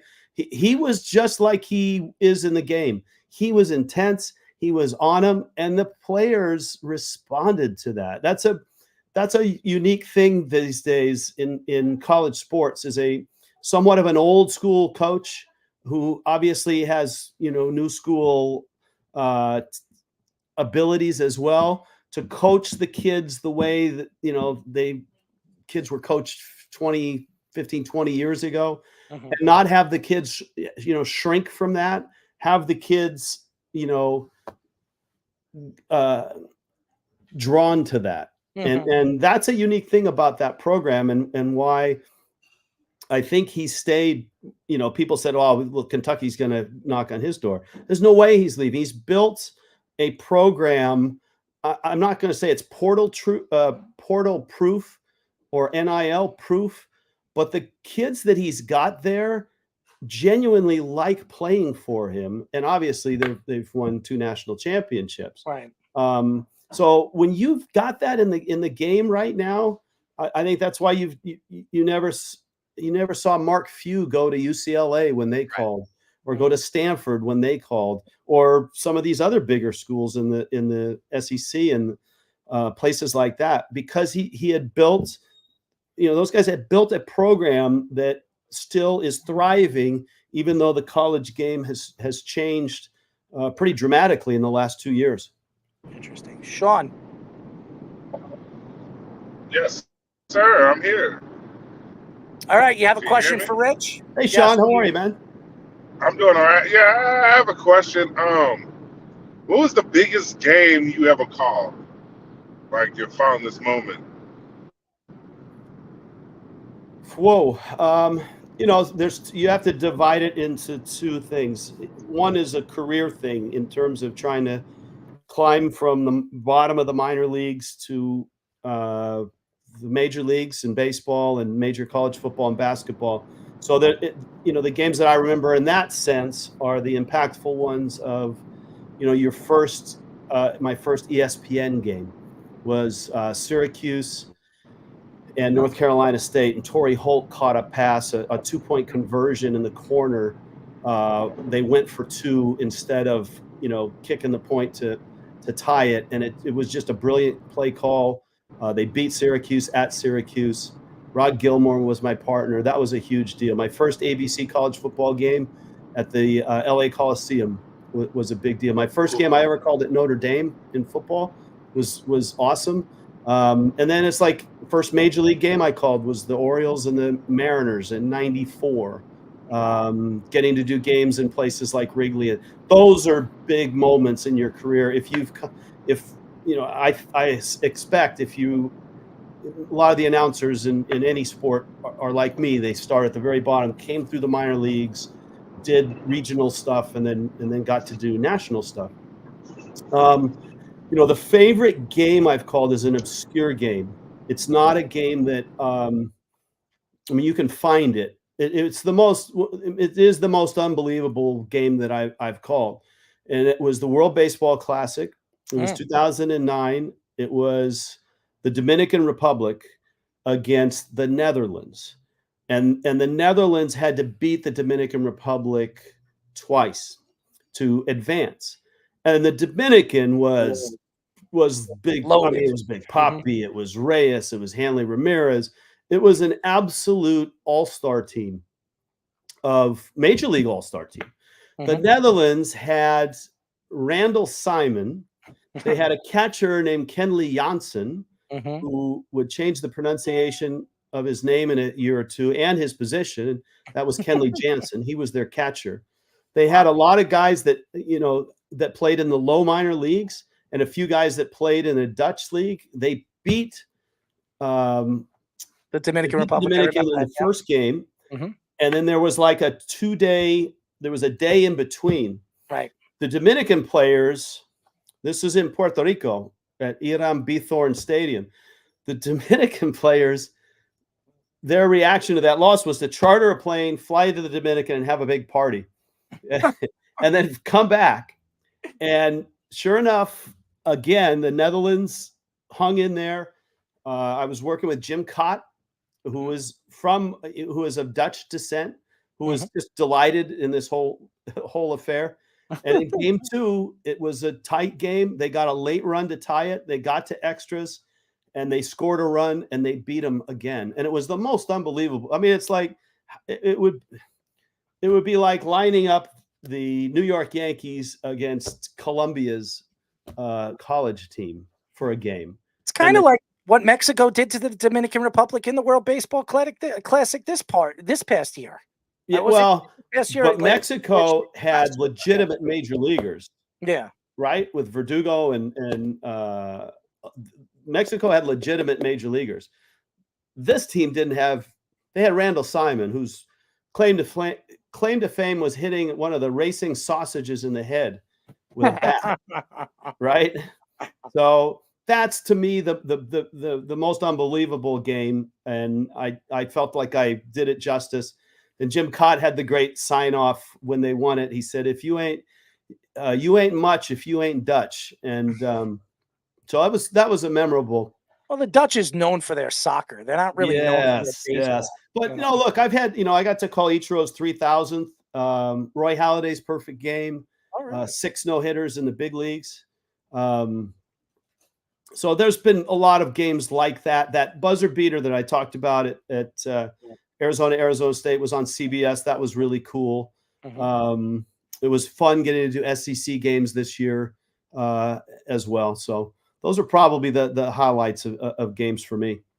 So speaking of the SEC, we'll go back to college football. Another big bombshell was Nick Saban retiring. They hire Kalen DeBoer from Washington, who just made the national championship game, to replace him. So what are your thoughts to all that? A couple things. And I'm sitting about 20 minutes from Husky Stadium in Issaquah, Washington right now. A couple things there. I think for Nick Saban, there was really not much else he could accomplish that he hadn't done, right? And with the shifting sands of NIL and transfer portal, that job has become more, you're still the head coach, but you're also like an NFL general manager too, trying to figure out, well, how much do we need to pay for this guy? How much will this guy need to come here? How much is he going to need to stay? So I think that it was the right time for him to step aside. For Kalen DeBoer, I think you're seeing it. Across college football and basketball, not just players, but athletic directors and coaches are chasing the money, and yeah, it's chasing salary, but it's also gravitating to conferences or schools that have the resources to compete in terms of NIL and if you essentially payroll, and so that's why Kalen DeBoer was smart in going to Alabama. Washington's joined the Big Ten. That's a huge conference, obviously, great TV deal and all of that. But remember, Washington didn't get in on the first wave. They don't get the full amount of television money. So it's a great opportunity. His story is just a great one. There's a coach at Fresno State. Most people in the country don't know about him. His name is Jeff Tedford. He is a brilliant football coach, and he's impacted a lot of, West Coast, but also throughout the sport. And he's known as just a brilliant offensive mind. He was the head coach at Fresno State like 8-9 years ago, and was looking for an offensive coordinator. And he had seen DeBoer's offense. I want to say it's Eastern Michigan, one of the directional Michigan schools, liked it, was like, hey, I like what he's running here, and just picked up the phone and called him and said, hey, man, let's talk. What are you doing here? I like this. And then, soon after that, called him and said, you want to be my offensive coordinator? That's how he really got started, was getting to Fresno State. Then he went to Indiana for a year. Tedford had an illness. They needed a head coach. DeBoer went back down there. Tedford had ties to the University of Washington with Chris Peterson was there. For a coach like Tedford to see a guy and not know him and not say, oh yeah, I know guys that know you, or he's part of my tree, or he's coached with these people. Just to cold call somebody, get to know him, and then hire him as an offensive coordinator is pretty cool. And that speaks to Kalen DeBoer's abilities and his path to Alabama, which I find pretty fascinating. We are talking. Yeah, but no, I mean, to finish that, players are chasing money with NIL and opportunity, and schools and facilities. That's still important and an opportunity to play. But I think coaches are gravitating out of mid-majors in basketball and football to a higher ground where they'll be financially able to compete or feel like they can compete, as well as obviously get paid more themselves. We are talking to CBS Sports Network, Apple TV, and MLB Network play-by-play broadcaster Rich Waltz. Last question for us, Rich, before we let you go. We know you're busy. You sit here today, and there was a lot of great things so far that's happened in college sports. Obviously, we see we watched the national champion in college football. Then we watched the national champion in college basketball. Out of all, from college football to college basketball, what has stood out to you the most so far early in college sports this season? Well, I'm a college athlete myself, non-revenue college baseball. So the whole NIL and transfer portal thing is really different, and it kind of you guys are college fans, right? And you follow your teams and you follow your schools, so it's kind of shaken the whole foundation of the sport. It's changed the way teams are constructed. It's changed the way teams stay together. It's changed the power structure of all of that. I think what's happening, and there's a lot of rulings today from the NCAA on transfer portal. It's not going anywhere. As long as you're in good academic standing, you can go. I think it still is the NCAA tournament is still one of the best things in all of sports, right? And this cry from the SEC to, hey, we need more bigger schools. We need more of these. We need more spots for our big schools in the tournament. It's like, no, you don't. You just ruin it. Nobody wants to see your 9th place, 10th place team. They want to see the underdogs. They want to see the teams that get a shot at Goliath. And there's been more of those upsets in the last 5 to 10 years. So my impression, the NCAA tournament is still one of the great sporting events of all time. I like the expanded college football playoffs. That argument that always, hey, you're going to cheapen the regular season. I think with more teams getting a seat at the table, those games in November, there's going to be more games in November that are playoff play-in type games. And, it used to, a long time ago when it was like 2 teams, everyone was like, oh, this is perfect. No, it's not. And then to 4. And then, I'm really interested in this coming season with expanded college football playoff, NCAA tournament, still one of the best things going.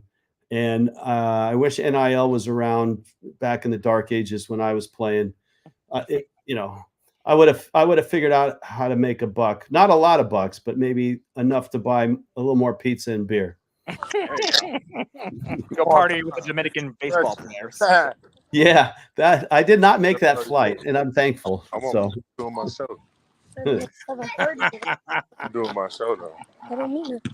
Hey, what's going on down there? Oh, it's Sean. Sean's getting ready for his basketball. He coaches. Oh, Sean, what do you got going on tonight, man? Tell me. I coach girls AAU basketball, but one of the kids, his name is Trey. He's a good basketball player. He's a 6th grader. He plays on one of the AAU teams in the nation in 6th grade. He's been playing up the last 2 weeks. He's always giving me a hard time. So, hey, Sean, I got a question for you because I just did an event for CBS, the high school slam dunk 3-point contest, and we saw, and so there were 4 shooters, 4 dunkers, and 4 women's players, best high school players, and in our meetings with them, the explosion of Caitlin Clark and the women's game, the impact it had on those high school seniors who are all going to be stars next few years. I'm curious what you see with your AAU team and the impact that this year's women's college basketball season has had on kids that age. I think it has a major impact on women's basketball. I think women's sports in general has grown a lot. With me having 3 daughters playing volleyball, one was playing basketball, and just understanding that AAU basketball helps watching these girls play college basketball. It gives the girls inspirations to want to be great and be good. Just at the end of the day, I mean, the game is growing. My girls, I have a couple of girls that probably end up signing Division I next year. I coach the class of 2025. So we'll be playing in the top tournaments, the Nike EYBL tournaments and all that. So on the circuit. So we'll be pretty tough trying to, keep going and coaching. I like coaching in the school. Yeah, it's awesome. I mean, I think that it's so much fun to see those girls have all of a sudden with the WNBA and where that league is headed right now, and with this season, they just said the impact was immense, and they've been watching those players and these teams since they were probably 8, 9 years old, like some of the kids you run into. Yeah. So, all right. It's great. I want to thank you, Rich, for joining us. I know you're a very busy guy. Enjoy your baseball game. Enjoy the Rangers and Braves game this weekend. I'll be watching, my friend. All right. It's Saturday night on MLB Network. And tonight I may even dig in and find out what the Giants should do in the draft. Just so the next time you ask me that, I'll be able to say, you want me to want me to tell you what's going to happen? What's going to happen? What do you got? When you watch it, Malik Neighbors. I'm hearing now it's a foregone conclusion. They're going wide receiver. I've been saying that Harrison Jr. will be there. Now I'm hearing that he will not be there. I think there are 2 or 3 teams willing to trade up with the Patriots, and the Patriots might trade down for Marvin Harrison Jr. So Malik Neighbors will fall to the Giants. He will be going to the Giants at number 6. That's my prediction. So, Rich, if I'm right, you're going to say, Errol, you were right. So, all right, man, I'll do that. Thanks for the invitation, guys. Have a good night. Well, Rich, we'll get you on very, very soon. Thank you for the time, as always, and good luck this weekend. And we're looking forward to listening to you call the game, my friend. All right, thank you. Rich Waltz, guys, check him out. CBS Sports Network, Apple TV, MLB Network. By the way, I actually watched that high school, the 3-point contest, the slam dunk, and Rich was doing the play-by-play, and he was the host of it. So yeah, actually, right before the March Madness tournament, they were doing all the conference tournaments, and CBS Sports Network was doing the Mountain West Championship. So I got to see a few with him broadcasting those. Yeah, Rich is a good guy. Yeah. He really is a good guy, and we really appreciate the time. He's a busy guy.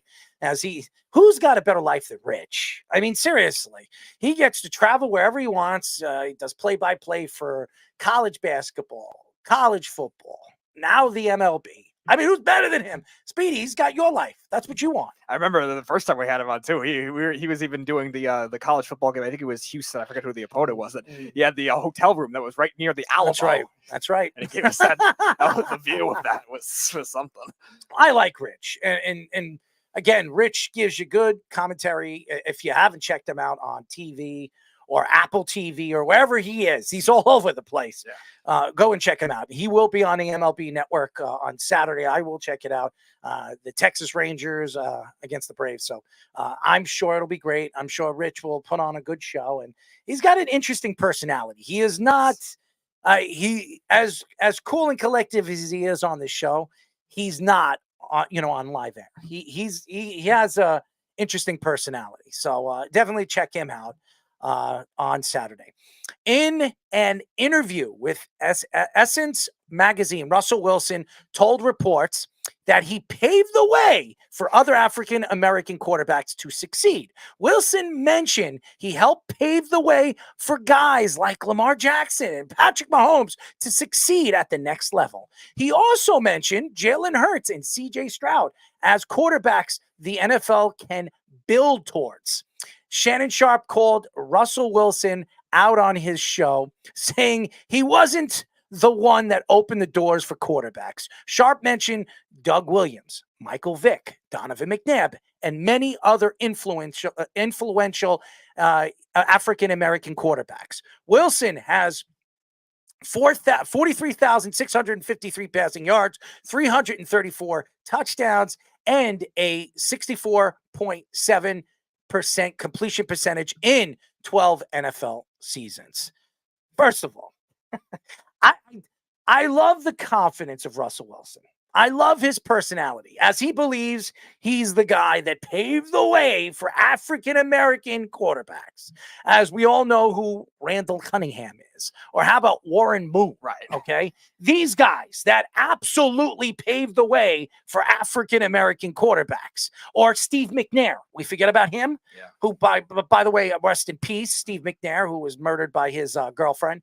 But I sit here today, and if I was playing with Russell Wilson, I would smack him around. I would smack him around because this guy, as we all know, over the last couple of years, has ruined his relationships in locker rooms. We all know about Seattle, as we've heard many different Mr. Skittles man came out on the Shannon Sharp show and threw him under the bus. We've heard Richard Sherman come out and throw him under the bus. We've heard half of the guys on that team come out on national television and throw Russell Wilson, I don't even say throw him a bone, pretty much threw him to the wolves. And then what we saw on the sidelines before Sean Payton came with Nathaniel Hackett. Why did Nathaniel Hackett get fired as fast as he did? Well, he's not a good coach. We all know that. But it had a lot to do with Russell Wilson. Russell Wilson has not done enough as a quarterback. Now, did he have a better year last year? Absolutely. Now, I listen to all these Pittsburgh fans all over social media think that Russell Wilson is the next coming, okay? We all know what Russell Wilson is. Russell Wilson is not the same quarterback he was before he broke the thumb. He is not. And I don't want to hear it anymore that Russell Wilson is going to change everything for the Pittsburgh Steelers, because any Pittsburgh Steeler fan that knows anything about football should rather Justin Fields as their starting quarterback this year. I'm not going to sit here and say that Russell Wilson is going to help them win a Super Bowl, because he's not. We all know what he is. We know what he's capable of. And the reason why they won the Super Bowl, the reason why Seattle won the Super Bowl was the Legion of Boom. That's why. Their defense with Michael Bennett. That's why. And Sherman and Thomas and Cam Chancellor, that defense. That's why they won the Super Bowl. They shut down the Broncos in the Super Bowl in New York. If anybody forgets what happened, Peyton Manning, the best offense we've ever seen at the time. It wasn't Russell Wilson. He didn't even have a good game. It was also, he also had a... He wasn't even the MVP. No.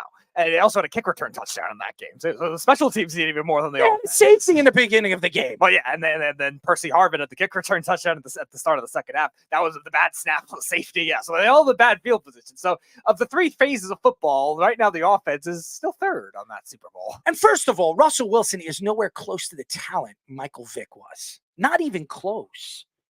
Michael Vick would have won a Super Bowl if all those things didn't happen off the field.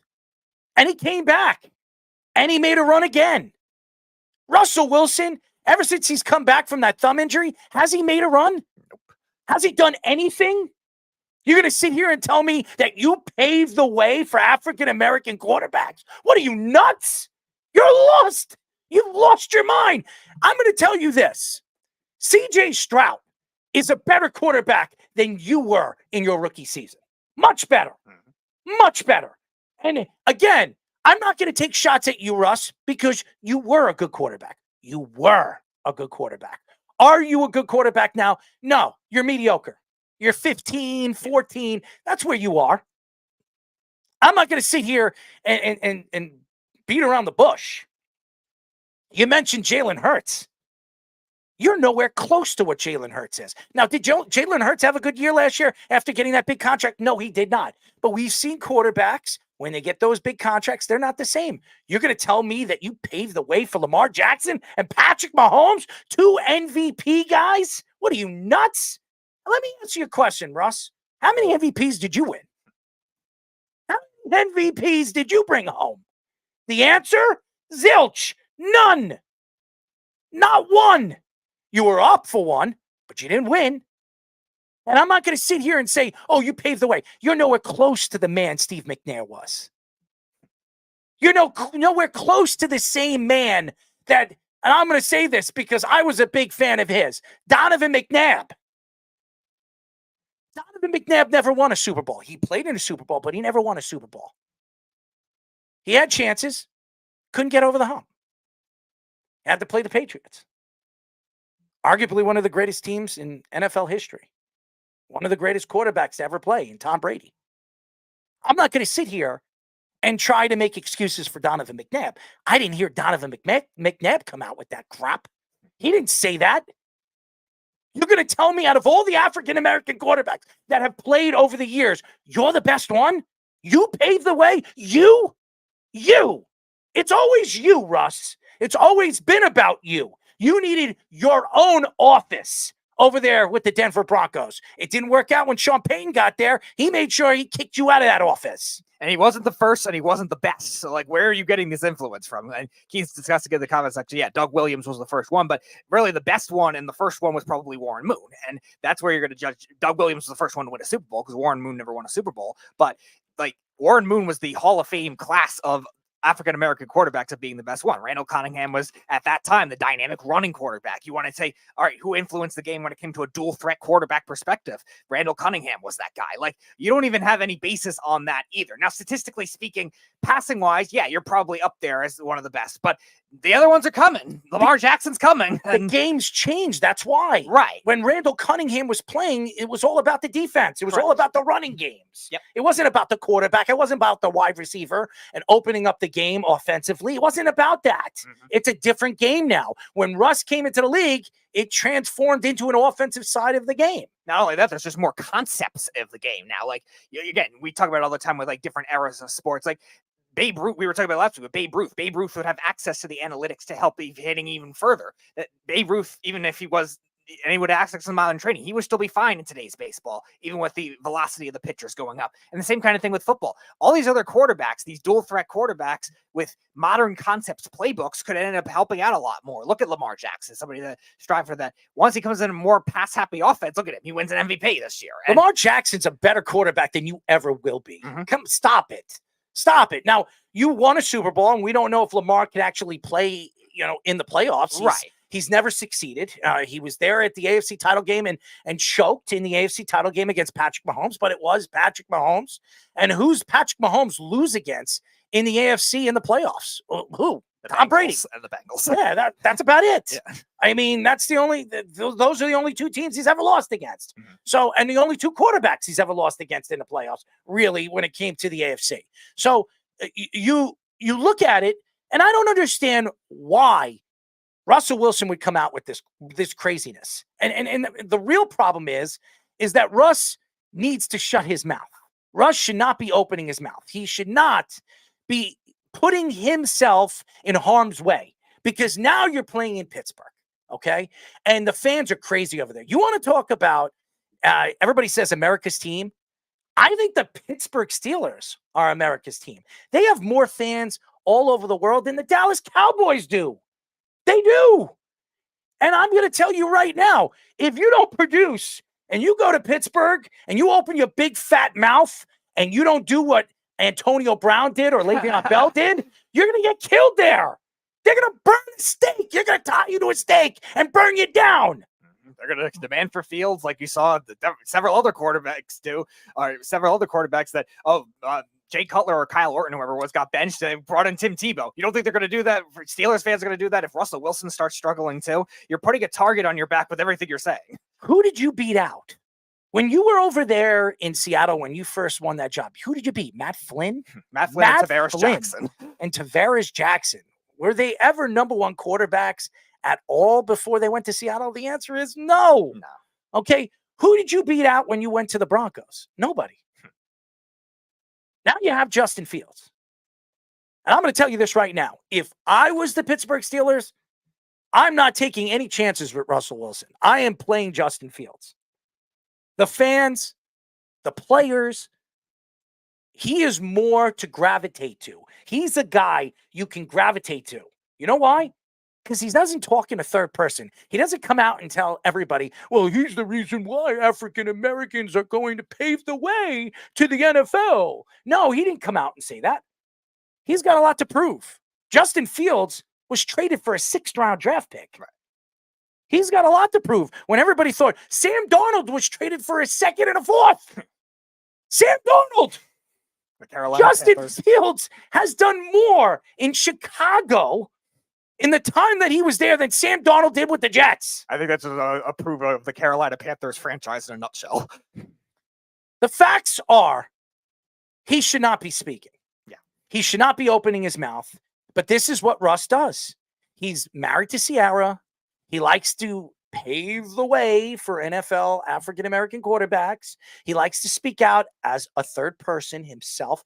Kyler Murray got himself into trouble doing that. he got himself into trouble. I think he learned a lesson. I hope he learned a lesson. You would think. You never know. All right. Russell Wilson has never learned a lesson. This is a guy that doesn't shut up. He just keeps opening his mouth. He's on his stupid podcast. He doesn't shut the F up. This is a problem. And if I was Mike Tomlin, who's absolutely infatuated with Russell Wilson, I'd be calling Russell Wilson up right now, telling him to shut the F up. That's what I tell him. Mm-hmm. I tell him to shut up. Stop opening your mouth. You haven't proven anything here yet. You haven't won anything here yet. You're going into a division that is more competitive than any division in football. Yeah, and again, you're also not, it's unnecessary for you to say out loud. I'm not saying you were not an influential quarterback for some of these younger quarterbacks like CJ Stroud, like Jalen Hurts. Maybe they did look at you earlier tape and watch Russell Wilson as a kid. I'm not saying that's not possible, but to say you were the only one or you were the main one is just disrespectful to these other generations of quarterbacks. It's an absolute joke. And it's just not necessary to be said. Like, yes, maybe you're one of the better passers. Maybe you're one of the more talented ones. Maybe you'll get in the Hall of Fame. You probably will. But that doesn't mean you should disrespect somebody like Warren Moon, disrespect somebody like Michael Vick that was the fastest quarterback we've seen. Like, it doesn't make sense for you to say that out loud. And it's really going to derail a lot of people saying that. You don't know who that's going to affect. You don't know who that's going to like make a difference on what locker room. Like you were talking about with the Seattle locker room, like it divided the defense and the offense really that whole time. And that's why a lot of these players took shots at Russell Wilson because he had started having too much of an ego and it carried over to the Broncos. Like it's not necessary to be said. We talked about it last week with Draymond Green. Like these stupid things are just not necessary to say. There's no reason for Draymond Green to speak about Zach Edey that he has no connection of. Fish, what do you think? Let's bring Fish in because I know he's speaking right now on the private conversation with us right now, and he coaches football. Your thoughts to Russell Wilson coming out and saying that he paved the way for African-American quarterbacks? Well, I'm also a history teacher, and we were teaching the Harlem Renaissance today and talking about the pioneers 100 years ago of African-American culture. When you think of pioneering African-American quarterback culture, I don't think of Russell Wilson. I'm sorry. He's too contemporary. I mean, I would go back a little farther to Warren Moon and Randall Cunningham. You know, I don't really understand. And there's even more before that, before my time, that I, you know, some names like Doug Williams, we mentioned Doug Williams in the 80s. No, I'm sorry. I'm going to do it's okay. It's you don't have to know their remember names. them right now. But, you know, there were, even in this, like you said, Michael Vick, you know, obviously not a role model after what he went through, what he did and everything. Actually, but, you know, he has, as you say, coming back. But, you know, he's not going to be the guy you say after what he's done off the field. I mean, everybody keeps throwing Michael Vick under the bus. He came out. He said what he felt. And now he's an advocate of what's going on right now with animals being beaten and murdered. He's off the field now. He's no longer a part of the NFL, and he's out there speaking up and trying to help animals and all that. So I honestly, he is somebody you look up to. He made a mistake. People make mistakes, and you got to look past that. People do deserve a second chance. So I disagree. I think that he is somebody that you should look up to. A guy that maybe I said it wrong. I don't disagree with anything you just said. You know, you mentioned Ray Rice last week after what he did and how he's really helped the cause of what he perpetrated to like the nth degree. If you know anything about what he's been doing, I'm just getting back to Russell. You know, when you think of civil rights movement, you think of how unfair a guy like Rush Limbaugh years ago saying African Americans can't play quarterback because they're not smart enough on ESPN's airwaves. You know, just like nonsense like that. But was it Russell Wilson who fixed that? Was it Russell Wilson, of all people, doing high knees on airplanes, weirding out his teammates? You know, no one on his team like supported him in Seattle. They were so happy to get rid of him. You know, Skittles and everyone else included. You know, it just, he has the most outsized ego of an NFL quarterback there must have been in a long, long time. You know, he won early, and he thought it was him when they had the best defense, arguably since the 2000 Ravens. Yep. You know, what world does he live in? I've always had players like this every year. And, you know, I'm not going to, if any of them are listening, I have a couple of them this year too, that think they're so great. And they make one great play and then make four terrible ones. and they don't realize that they don't even know what they're capable of and what they're really doing out there. And I think Russell has gotten to the point where he's got too many yes men around him. He used to have that whole entourage of people at his own office, within, the Seattle facilities, away from the players on the team. He's just a weird dude. And the fact that he's saying this when he doesn't have the job security of quarterback right now, when he has a Justin Fields on the roster, who is definitely more athletic than him, is a lot younger, and probably could throw it better than him with the thumb now. I mean, what are you doing? Yeah, well, there's nothing I could say that could really sell anybody on Russell Wilson and his stupidity, okay? Because I think he sold himself enough. I mean, he's an idiot, and he understands that, hey, you know what? I'm going to prove to everybody how stupid I really am. I'm going to go out there on podcasts, on national radio, and say, you know what? I paved the way. Not anybody, not Randall Cunningham, not Steve McNair, not Warren Moon, or anybody else, any other black African-American quarterback. It was me. I did it. I was the greatest. I'm the one that paved the way. Meanwhile, and I'm speaking the truth here, you weren't the first African-American quarterback to go and play in a Super Bowl. You weren't. So I have no idea why Russell Wilson is speaking out. As a matter of fact, I think Russell Wilson is a complete moron. All right. And I can't wait. Who do we have on the show? The Pittsburgh Steelers. Jack Sperry. Jack Sperry, who had so much love and hype for Russell Wilson. What are you, on drugs, Jack? What are you, crazy? We might have him on next week, too. He wanted to come back on before the draft. Please, come back on so I can kill you on this mother. I mean, it's serious. I'm not going to say it on national radio. But what I really think of Russell Wilson, the guy's an idiot. And the guy is a moron. He has no recollection of what and who played before him. Okay. And then when he does speak and he does have some sense of knowledge in football, he says the most stupidest, dumbest, ridiculous things I've ever heard in my entire life when it comes to radio, when it comes to broadcasting, when it comes to idiocy. Fish, I don't even know if you realize this. Marshawn Lynch or Russell Wilson wouldn't even give Marshawn Lynch his phone number. What a jerk. Like, that's a jerk. How crazy it got. But by the way, some of the comments, Carl says Ruth would be too drunk to read the analytics. Well, that also could be true. Keith says Russell Wilson was great, but he was younger. He was a D-bag. Carl is recruiting you to Florida, Fish, history teacher. Come down and teach in Florida. Keith says, I just left. I was there teaching for 3 years. I got to be honest with you. This is an interesting topic. I'll do it quickly. They wouldn't let me teach. I was getting attacked for trying to teach sixth graders, like I'm indoctrinating them into some political cause when I can barely get them to stop farting in their seats and write their name on their paper. What is going on in the state of Florida, especially in social studies education, I'll tell you this. I had sixth graders there for a couple of years. And I walked in the first day and I said, okay, kids, in 1492, finish the sentence. They don't get taught social. The ocean blue. Allegedly. None of them knew it. Not a single one in the state of Florida. Do they know that by the time they get to sixth grade? Because they didn't have social studies in Pinellas County at all in elementary school.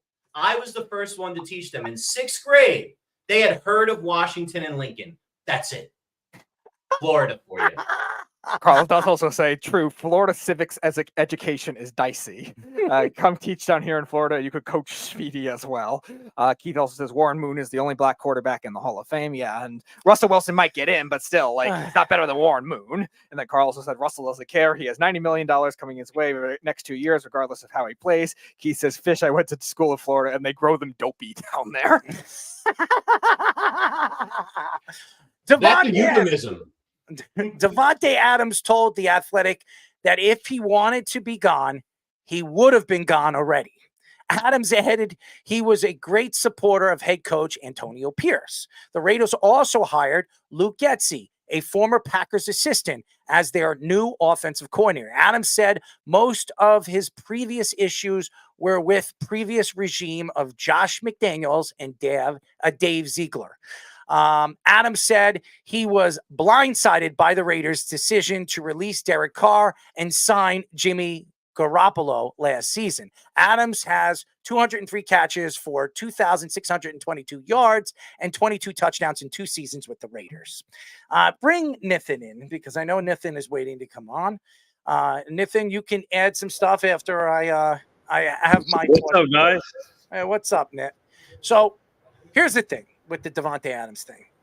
I do not believe Davante Adams is going to be traded before or after the draft. It's not going to happen. I did think it was going to happen, but after the Jets went after Mike Williams, it's not going to happen. The only team he had a chance or had a shot to going to was the Jets because of Aaron Rodgers. Now with the whole Antonio Pierce thing, the reason why Antonio Pierce got an extension, a lot of it has a lot to do with Davante Adams. He was blindsided. He was when Derek Carr was traded or let go, and Jimmy Garoppolo was signed. He was not happy with Jimmy Garoppolo. If anybody knows anything about the whole Davante Adams, Jimmy Garoppolo thing that happened last summer, it's right on paper. There's nothing blindsided about that. He did not want Jimmy Garoppolo there. Now, and he was very happy when Jimmy Garoppolo was sidelined and not brought, obviously sitting on the bench. Here's the problem right now. You sit here and you wonder, who is the quarterback going into the season for Vegas? Now, we spoke about Tom Brady. If Tom Brady decides he wants to come back, the only 2 teams he's interested in playing for is the Patriots and the Vegas Raiders. But that might not be until the middle of the season. Tom Brady needs to get in shape. That takes at least a couple of weeks, maybe a couple of months before he can actually play in a football game, an NFL football game. So you're going into a season with a rookie quarterback or a second-year quarterback that we saw last year play that wasn't any good. Davante Adams, yes, he has the offensive coordinator that he wanted in Luke Getsy. Great. That's great. Congratulations to him. He doesn't have a quarterback that can throw him the ball. He doesn't have Josh Jacobs running the ball. So what are they expecting this season with a regime like this? Now, Antonio Pierce has proven that he can coach the defense, but could he coach an offense all season long? And this offense is not as good as it was last year. So you're going into a season where there's a lot of what ifs. And is Antonio Pierce going to keep his job before the end of the season? As we all know, the Davis family likes to fire coaches in the middle of the season, a.k.a. Josh McDaniels, who didn't last more than 2 seasons. And I think this statement just alleviates it further because Josh McDaniels was the biggest issue with that team. Now, Dave Ziegler, I don't think was a great GM either, obviously. Everybody's a big issue there. Yeah, but still, Josh McDaniels is definitely like 32 out of 32 NFL coaches last year. If you were to rank him, like he was the worst one by a pretty good margin with the way he coached last year. And you look at Davante Adams liking the city. He always liked that area, Las Vegas, that region of the country, Southern California. He played at college with Derek Carr. And I think he still likes the ownership besides the Derek Carr thing. I think he's had a good relationship with that, but you could just tell that this current regime was the main issue that he had. Now we'll see with Antonio Pierce how he is as a head coach in a full season. I think I'm more optimistic on him than not, but still the Raiders' talent is still not helpful, especially losing some of those offensive linemen and Josh Jacobs. He will be traded at the trade deadline because right now the team, he's not sure where this team is going. I understand Luke Getsy's there. I understand that everything's moving in the right direction in his eyes, but he's going to realize if I want to win a Super Bowl, which he's never won a Super Bowl, it's not going to be here. He is not going to win a Super Bowl in Vegas. He moved over there, and he wanted to go over there because of Derek Carr, which is his best friend, where they play college ball together, and his family. His family is right over there. He wants to win a Super Bowl. It doesn't make sense why he would want to stay there in Vegas. But right now, he thinks that he's going to ride it, and he thinks that he's going to have a great season. You watch. Predict it. I am predicting it right now. You mark my words. At the trade deadline, he will be traded. Probably to the Jets, one way or another. Nathan, what do you think? I mean, this whole Davante Adams situation is first of all, before I get to that, where's Sean at? Sean's gone. He's coaching in the car, I believe. You guys fired? He's coaching. He got fired, huh? He got fired. He's not a guy. Listen, if he wants to get fired, I'll fire him.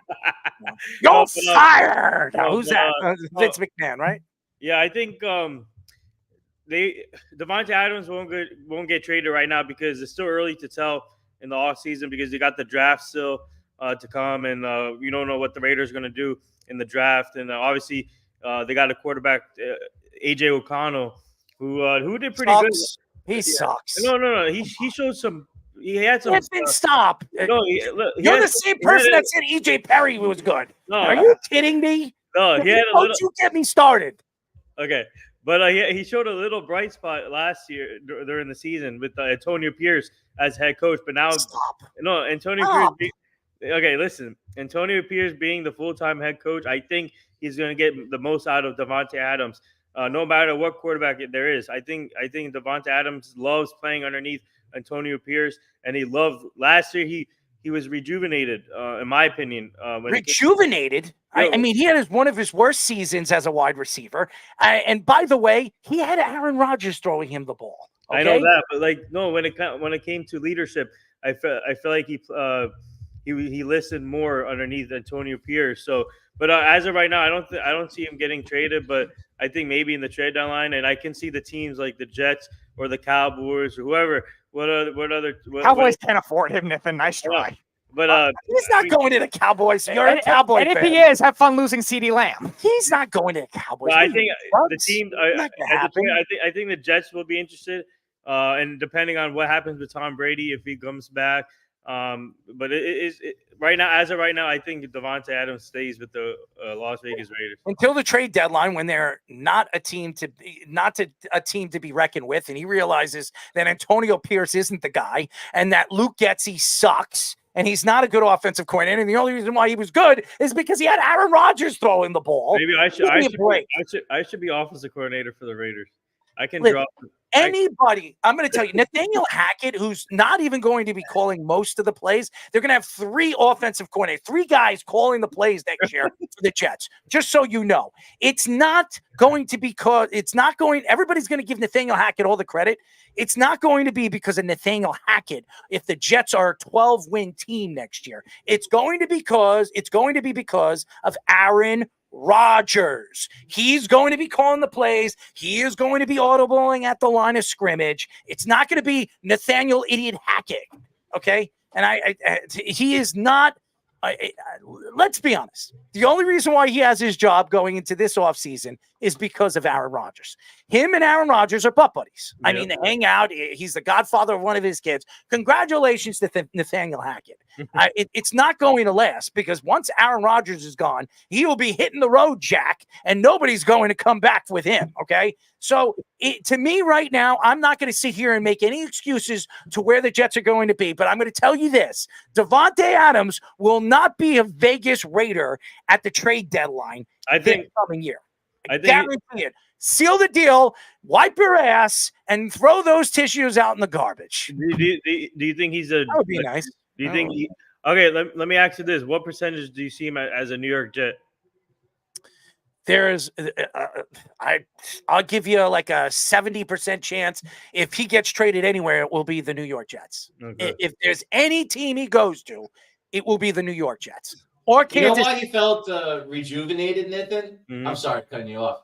Mm-hmm. I just can't stop thinking about this story. Now, I love Antonio Pierce because of the Giants days. Mm-hmm. But do you remember what happened when they had to fire McDaniels? Yeah. He's lost the locker room, and Pierce tries to give a speech to try to have McDaniels back, talking about when they beat the Patriots, the undefeated Patriots in the Super Bowl.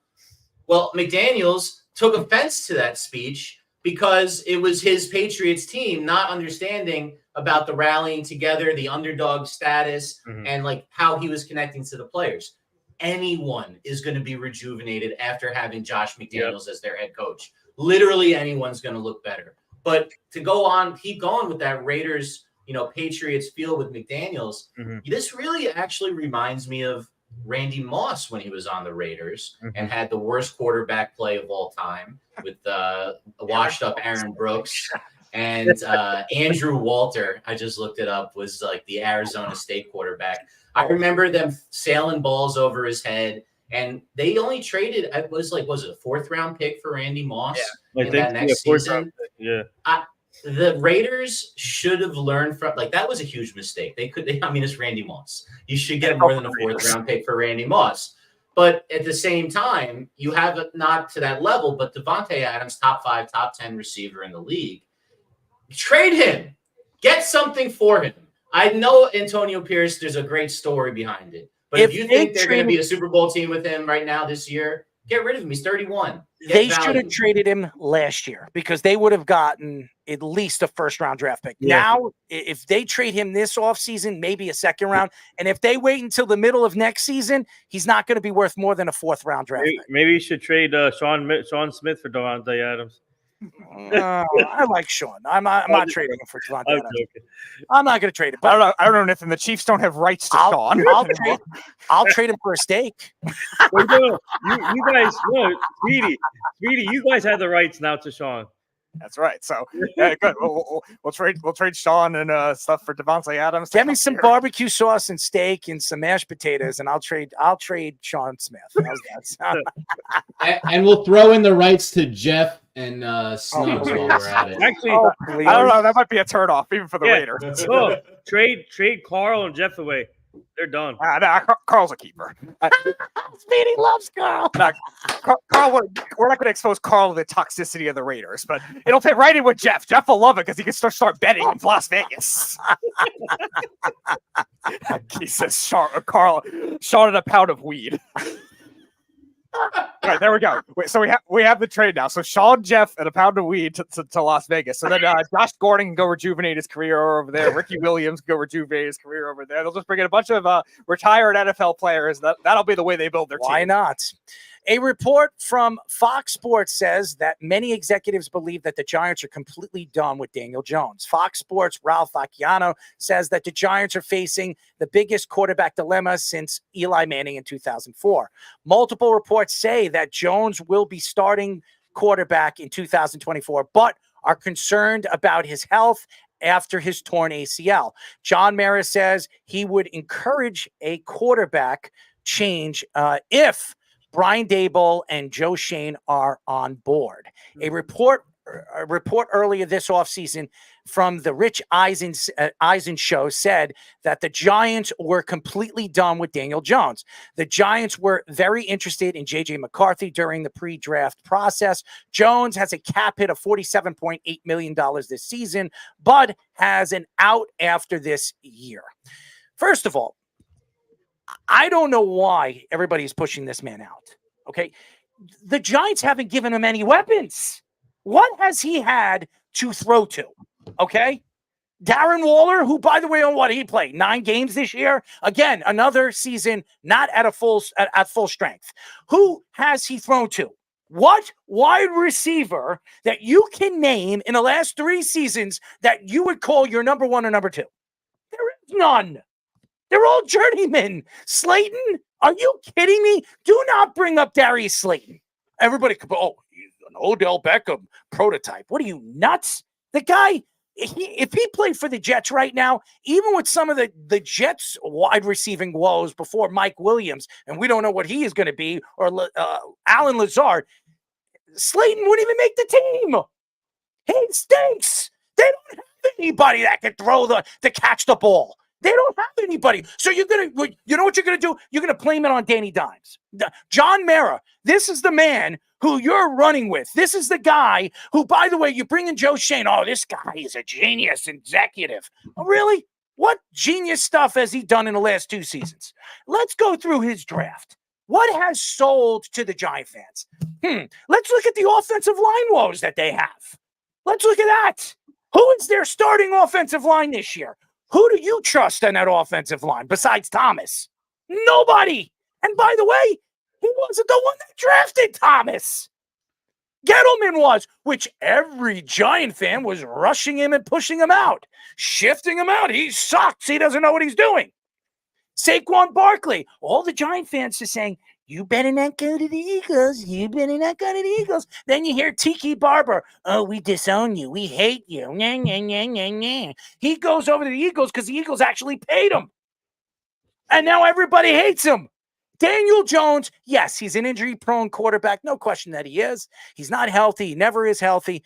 But, hey, Actually, give him an offensive line that actually can protect him. He's one of the more slippery quarterbacks outside of the pocket in the NFL, if you know anything about football. And at one point, I don't know, I was calling WFAN last year when I'm going to mention it. Sean Maresh came out and told me that Daniel Jones had just as good a season as Aaron Rodgers did in Green Bay in his final year, which I thought he was on drugs. Okay? I'm not going to sit here and say Daniel Jones is the if factor. I'm not going to say that Daniel Jones is the guy that you can compare to Eli Manning. You can win with Daniel Jones if you actually give him some weapons. How about going into the offseason, looking at Mike Williams? Why don't you make a run at Mike Williams? Why don't you make a run at some of these wide receivers that were available? Why didn't you? Why didn't you trade a 6th-round pick for Judy? Something like that. Why didn't you do that? You have nothing. Jerry Jeudy would automatically be your number one. They were interested in him 2 years ago. Why didn't you go and look who was available and who wasn't available this offseason in trade talks? Oh, I'm sorry. You want to keep your draft picks. And what did you draft in the last 2 years, Mr. Joe Shane? Absolutely zilch. Oh, I'm sorry. You're going to ride the wave, bringing in a linebacker that wasn't a part of your team that you paid $130 million to. Yeah, and again, all the other receivers they've tried to bring What in are you, nuts? are all the same prototype. Idiot organization. I'm going to tell you this right now. I don't care how many Super Bowls they've won. They've won 4. Congratulations. It wasn't because of John Mara. It was because of his father. It's because he hired Tom Coughlin. That was his last gift.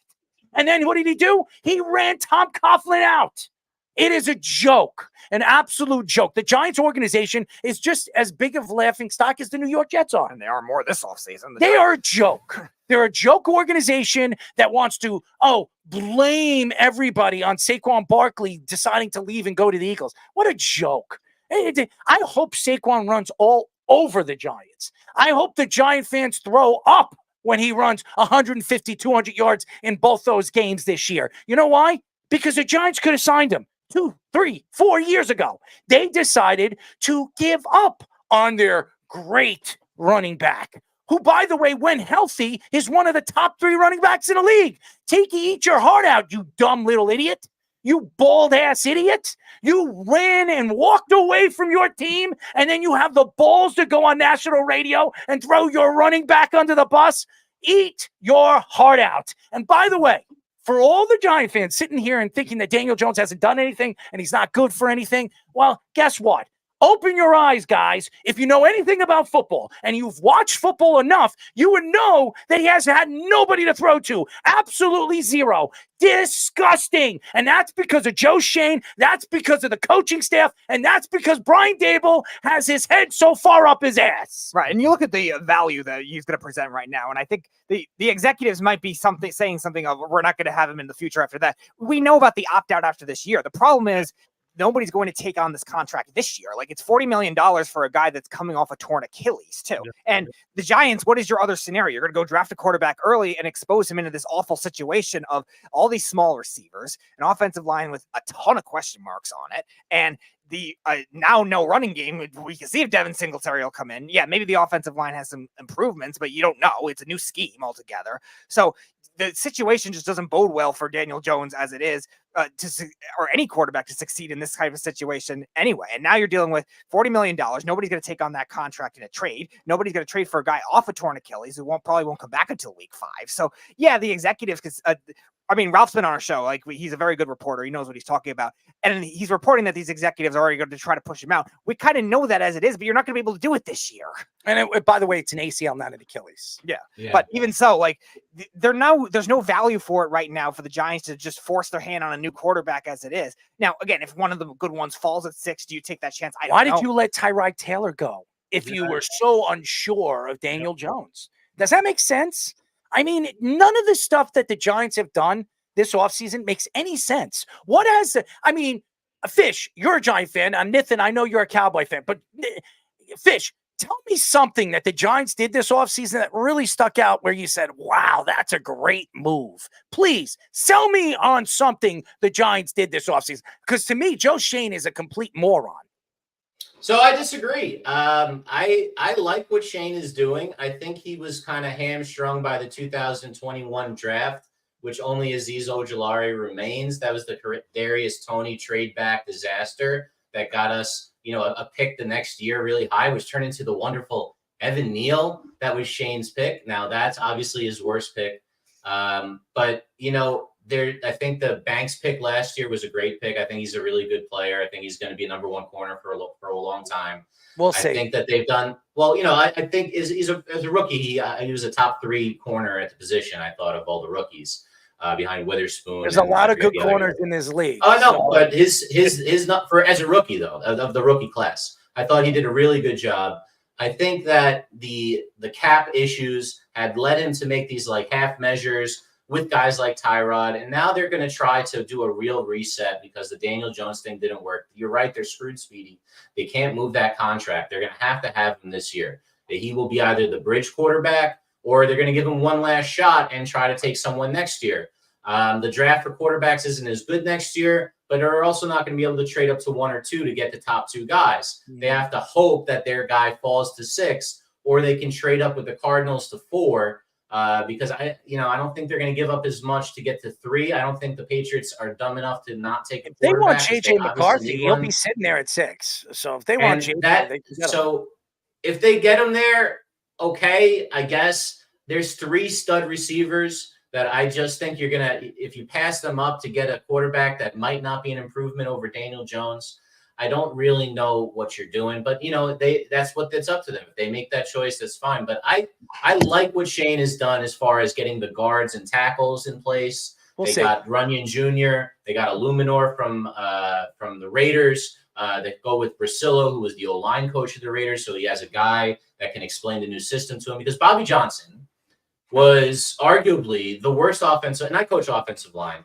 You could see that the linemen just didn't understand his communication system. Now, an offensive line that is silent is the worst kind of offensive line. They have to communicate on every play. And some of those communication systems, I've seen, I've gone to clinics where Ivy League coaches say that the left tackle's reading the secondary, and that's how they're setting the protection. Not the quarterback, not the center, the left tackle. So some of these schemes are crazy from these offensive line coaches. And you could see the confused look on Evan Neal's face at all times. He didn't know how to pick up a stunt. That's stuff that you learn how to do and modify. The guy shouldn't be in the NFL. Well, he shouldn't have been a first maybe he is. Maybe he is. But I think he's better off being the water boy. Seriously, he should be the water boy on the sideline. He shouldn't even. Maybe they should turn him into a running back. Maybe he loses a couple of pounds, and maybe he should be a running back. That guy stinks. He is horrible. I don't know what Joe Shane was thinking about when he drafted him in the top 10. Yeah, I'm sure they're probably wondering why they didn't draft Cross, because he was sitting there pretty. He's one of the best offensive linemen right now in the NFC, and they had a chance to get him. And you know what? They decided to go after Evan Neal because he played for the Alabama Crimson Idiots. That's why. That's why. Well, I'm look, tired. They're bad. There's no doubt the Giants are bad, and I think the thing is, are you gonna get another shot at a big time receiver like this? And you may get a shot at a JJ McCarthy level quarterback again, but are you going to get a shot at a guy that they're saying, all 3 of these receivers, the package to trade up for them is going to be similar to the Julio Jones package years ago. These are legit number 1 guys. Get the weapons for Give DJ. him a weapon. The only receiver that's worthy of being on the roster is Wan'Dale Robinson. He actually looked good at times last year coming back off of the ACL, but he's a 4th receiver. He's a slot gadget receiver. That's a great guy to have. Receivers. A great guy to have. 2 or 1. They don't. That's the thing. Slayton's like a 4, a 3 maybe. If your best guy, your next guy is the slot. Yeah, if you're drunk. If you're drunk, you're a drunk. You'd have to be like. Would you rather? So go back to number 4 receiver. Best number 4 receiver of all time, I think, is Az-Zahir Hakim on the Greatest Show on Turf. I don't know if I said his name right, but the Rams receiver. He was their 4th receiver. Slayton couldn't hold his water. For Indianapolis, Garcon. Garcon. Pierre Garcon. Yeah, Garcon. Ricky Prohl. Another guy. Do you think that Slayton's as good as any of those guys? I don't think he is. So like that's, and if he's he led the team in receiving. That's how bad it is. And the line didn't give anyone any time.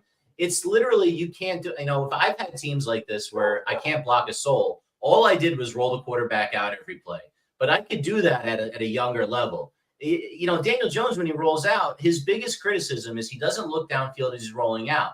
You would like as a guy like Mahomes does, and he can continue to make plays. Rodgers famously is one of the best of all Maybe time. because he has nobody open in the back of the field. You're right. You know, but also who's Why would he coaching the look back scramble there? drill? There's nobody back there. Hey, you know a what, guys? joke. I'm going to take the ball myself. You know what? I got nobody open. There's nobody. I think I'm better off if a fan jump off and hiding in the end zone. Maybe I could actually throw him a ball. I mean, they don't have anybody. They don't have nobody. They stink. Okay, and I'm glad you love them. But Nathan, what do you think? I love them. Darius Slayton has not reported yet. So that's another big issue. God riddance, not good riddance. God riddance. They should trade him to the Chiefs. They can add to the ex-Giants receivers. Yeah, but not that big of an issue.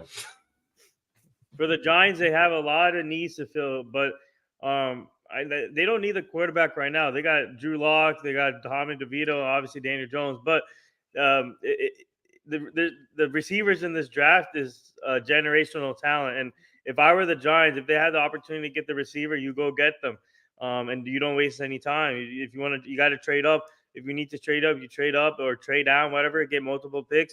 They got to fill out needs. The Giants need needs around Daniel Jones. If they're invested in Daniel Jones, then you gotta build around him, give him more weapons, and that's what I would do right now, and give him another shot to see if he can do it in big situations. And you saw the first year of Brian Dable's offense, the first year where he ran a lot actually in his first year underneath Brian Dable, but I don't know what happened last Tell year. you what happened. You want me to tell you what happened? Brian Dable won Coach of the Year and thought he was the next Bill Belichick. That's what Brian Dable did. And I thought Brian Dable is a great offensive mind. I think he's the quarterback whisperer. I think he can help quarterbacks. I've seen him do it before. He did it with Josh Allen. He's gone all over. He went to Alabama. He was the offensive coordinator over there for Nick Saban. This guy, he's a great quarterback coach. Yeah. Here's the problem with Brian Dable. Brian Dable last year decided, hey, you know what? I have Saquon Barkley, and I don't need Saquon Barkley. I can run my offense through any running back. So you know what they did in this offseason? They said, you know what? We're going to say goodbye. We're going to bring in Singletary. And now I'm listening to all these stupid Giant fans come out and tell me, and I'm going to tell you, shout out to all the Giant fans that have the balls to come out and tell me on social media, oh, we got Singletary. I'm going to tell you what Singletary is. He is a journeyman running back that nobody wants. I don't care what he did with the Texans last year. The guy stinks. The Buffalo Bills didn't want him. This guy was a 5th round draft pick. He stinks. And the Giant fans want to sell that to me. You want to tell me that this guy is going to put up the numbers, Saquon Barkley? I'll tell you what. Saquon Barkley this year will play 12 to 13 games, and Singletary will play 15 games. And Saquon Barkley will still have 600-700 more yards running and catching the ball than Singletary. This offensive line is putrid. It stinks. I don't care who they bring in. Joe Shane should be fired at the end of the year, and Brian Dable is going to be hanging on Nick Saban's jockstrap because he's going to be begging him to come back to college football. That's what I'm going to say. It is absolutely a joke. The Giants organization is a joke just as much as the Jets. It's a clown show here in New York, ladies and gentlemen. They might have to call my guy Brandon Jacobs out of retirement to help. Oh, don't even get it. Brandon Jacobs won't pay off bets. Yeah, except he won't respond. He probably won't respond though. The guy that doesn't pay off bets. That guy. Oh, I can't wait to get Brandon Jacobs on this show. Oh my God, that guy. I love you, Brandon, but you came out, you threw my Jets under the bus, okay? That's what you do. You love when you come on this show, you want to throw Rex Ryan under the bus. You want to say that the Jets are a clown organization. Who's the clown who didn't show up on a bet that said he was going to fly up from Georgia with his son, take us out to dinner, and take us out to the Jets and Giants game, and we didn't hear from you. You were gone. You disappeared off the face of the earth. Nobody even knows. But you showed up on a Chris Carlin show. Not Chris Carlin. I'm sorry. Who's that? on WFAN, Carlin's show. Evan Roberts? No. Evan Roberts and Craig Carton. He showed up on a Craig Carton show on Fox the week before when we reached out to him. He showed up on that show, but he didn't show up on our show. Are we too small for you now? Brandon, are we too small of a show for you, man? I'm sorry, man. I'll tell you what. I'll hand feed you. I'll send you a steak. I'll send you a losing steak. I'll send you one of those really small, overcooked New York strip steaks. Because you're over there in Georgia, it probably tastes better than any of the Georgia steaks, anyways. But I'm just trying to sell you guys here. But, anyways, I'm not making fun of Brandon. Brandon just owes a bet. You pay up your bet. That's all I'm going to say. You pay up your bet. This isn't the Giants when they won the Super Bowl in 2007 and 2011. And at least, so if you don't want to do that, send me your ring and let me wear it for a week. Okay, let me wear your rings for a week. That would be nice. Before we get our guest on, Carl has a question for Nathan. Are you covering pickleball nationals in Naples, Florida? Maybe our friend Dave Benz is. I don't know yet. Hey, listen, I think he is. I want to try. He said he was going to. Listen. I've been told, and I want Kurt Warner. We were invited to Arizona to play Kurt Warner and his son in a pickleball contest. What was it? If Kurt Warner, well, I would like to cover that one then. If you guys play again, you want to cover that? Yeah. Yeah, you know why? Because Kurt Warner's playing, not because we're playing. No, because I want to see that. No, you don't want to see me play. You're like, I'll see you guys screw play. that. That'd be great coverage right there. Great content.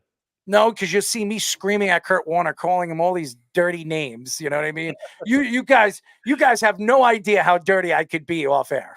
I think that it would be worth it just to try to get him to swear, and because he's so religious, just try to get him to talk smack. It would be so funny. Oh man, I am the biggest smack talker. I absolutely talk so much smack. So I know it would be really, really funny if I got Kurt Warner to open his big mouth. Yeah. I think it'd be really, really funny. I get everybody to one way or another get under their skin. I don't know. I'm not going to do it to Travis because Travis knows us and I don't want to get under his skin. Hey, listen, that would be funny if I can get under Travis's skin. But hey, listen, I've done it a lot. I've done it to many different people. I've done it to athletes. I've done it to artists.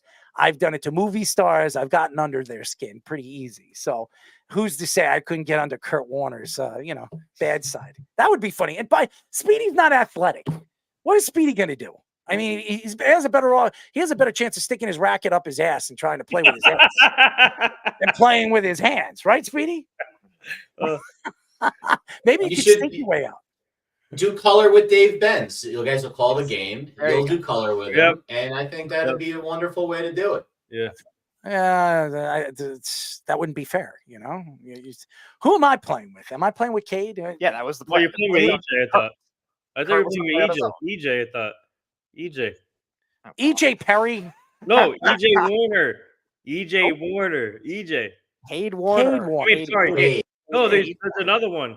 There's another Warner. EJ Perry. Well, let's get EJ Perry. Quarterback. EJ Manuel. Yeah, sorry, no. What's it? The Warner's. I thought Warner's son plays quarterback too. No, he's receiver. Cade.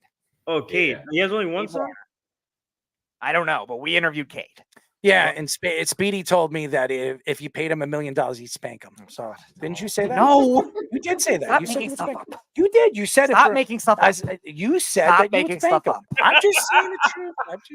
I'm just telling you. He's got 7 kids. Yeah. Three sons. Yes. Okay, so One is named Elijah. EJ. Okay, so he's a quarterback. Yep, from Temple. All right. From Temple, I think.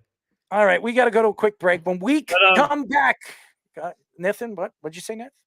Yeah, it's the guests. I'll hop off soon, right? And then you're gonna have to. Yeah, we're going to break now. You can come back after. All right. But, when we come back, ladies and gentlemen, we will be talking to A2Z Sports College Football Managing Editor, our friend Travis May. Hasn't been on for a while, but here on the Sports Loudmouth. You're listening to the Worldwide Sports Radio Network.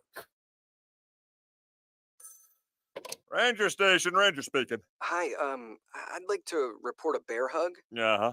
Okay. Well, we were building a bonfire, and I saw some, like, dry brush and leaves around, so, I said to move the bonfire somewhere else, and out of nowhere, Smokey Bear shows up and hugs me. So you noticed some wildfire hazards and moved your bonfire to a safer location. Yeah. Yeah, that's Smokey, all right. He likes it when people help prevent wildfires. It hits him close to home. Not everybody gets the hug, my friend. So that's pretty special to get a hug from Smokey Bear. So it was him. Hey, guys, I told you it was Smokey. Okay, well, congratulations, my friend. And thanks for calling. There are many ways to prevent a wildfire. Learn how you can do your part at smokeybear.com. Only you can prevent wildfires. Sponsored by the U.S. Forest Service, Ad Council, and your state forester. It's the Worldwide Sports Radio Network. This is the Sports Loudmouth.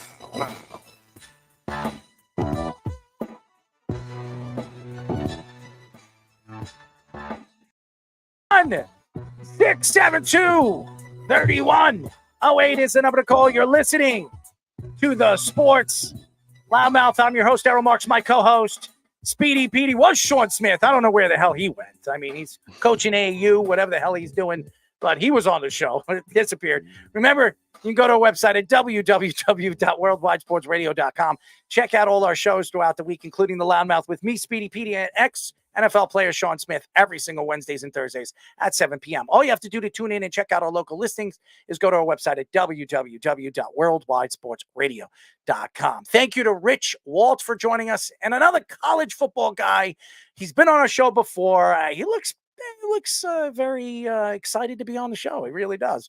We're now talking to A to Z Sports College Football Managing Editor, our friend Travis May. Travis, what's up, buddy?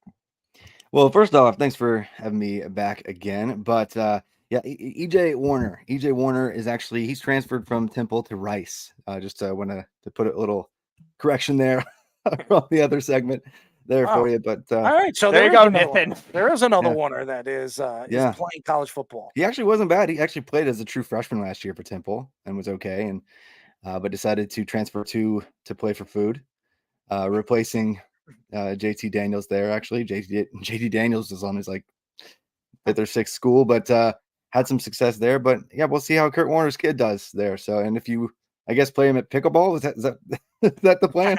Well, here's the thing. We had Kate on the show last year before the draft, and he told us that his father was a good pickleball player. And I said, "Oh, Kurt's a good athlete." He says, "My father is one of the best. He can actually play professional pickleball." I said, "Get out of here." He says, "We got a pickleball, what does he have in the back? A pickleball it's like court, a gym pickleball setup, court or something. like a court, like a real pickleball Like a regulation. court. Yes, a regulation pickleball court." And he says, "My father plays every day." He says, "Why don't you guys come down and talk crap to my father?" I think my father would have a kick on it, And so, because I talk a lot of crap and I'm very competitive, so I somebody like me would be probably funny against Kurt Warner because he's very religious and he doesn't like to curse and cuss or whatever, Cade was saying. And I said, "Okay, so we'll come down. We'll fly us down." So, we have not reached out to Cade since the draft. You know what it is we get Drop offers. the ball, man. You got to do it. You got to back up the smack talk. We get a lot of offers, man. Travis, when we interview A some lot of of specifically pickleball challenge offers to fly. Yes. Any to fly kind of and offer. play in Any former kind of offer, man. Hall We of get it. Fame NFL quarterbacks' backyards. Yeah, dude. We get invited when we interview the Yale basketball coach. He invited us to come and interview some of his players, spend the weekend with his team and all that other stuff, and we never did it. We've been invited to college baseball teams that won national championships, and we never did it. I mean, we get invited all the time, and we're like, "Speedy, should we do this?" And he's like, "I don't know." We never do. Expense it, man. That's all you got to do. Just it's a business expense. Yeah, it's fine.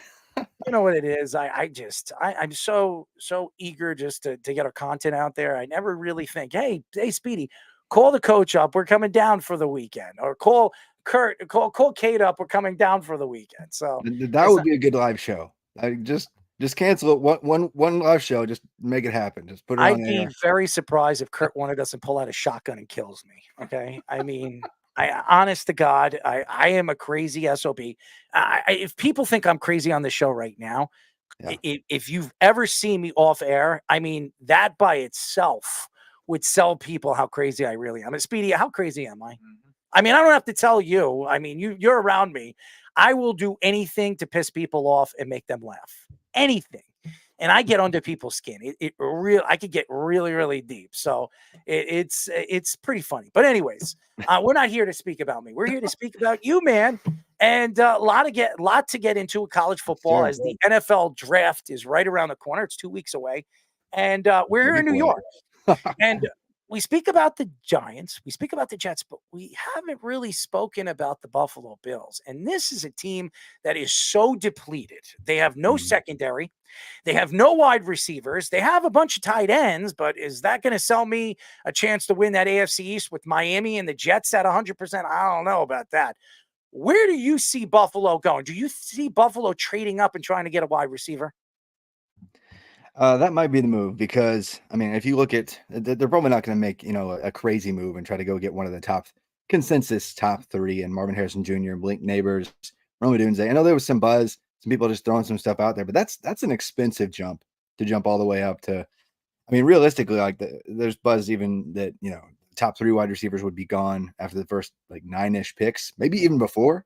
So given that, I don't think they can make that kind of jump. But if they want a Brian Thomas Jr. out of LSU, if they want an A.D. Mitchell, if they want an Xavier Worthy and ensure that they get their guy, then they might have to make a leap upwards, maybe in that 6 to 8 pick range. It's just to kind of ensure they get, their 4th or 5th option in that range. Because if you look at betting markets, if you look at mock draft data, if you look at all the projections and fits and needs, the Colts is probably the earliest that I could see somebody like Brian Thomas Jr. or Worthy or somebody like that coming off the board as wide receiver 4. But realistically, it might not be till pick 20, pick 21, 22, even in the mid 20s. So they're situated in a spot where I don't think they need to make a crazy move up. But if you look at, they're not seriously going to roll out like Curtis Samuel and Khalil Shakir and like they signed Justin Shorter. I forgot. So it's like, that's going to be a game changer. Yeah. So they clearly need some other weapons because they can't just have Dalton and Kincaid and Dawson Knox do everything because they're not Kincaid might qualify as dynamic maybe for his position, but they have some major needs if Josh Allen is going to have any success next year. So I was seeing on your Twitter, you were actually bringing up some stats of how Drake May and Jaden Daniels, there's a lot of stats that they are ahead of Caleb Williams in certain metrics. Do you think either one of them or even both of them could be the best quarterback in this draft? No, I don't. I mean, it's fun and it's, there's always going to be some key stats where Drake May has an edge, like his 2022 season, a few key metrics he had an edge over Caleb. Last year, Jaden Daniels, 2023 Jaden Daniels is like, that might never happen again in terms of like an adjusted meaningful metrics kind of season.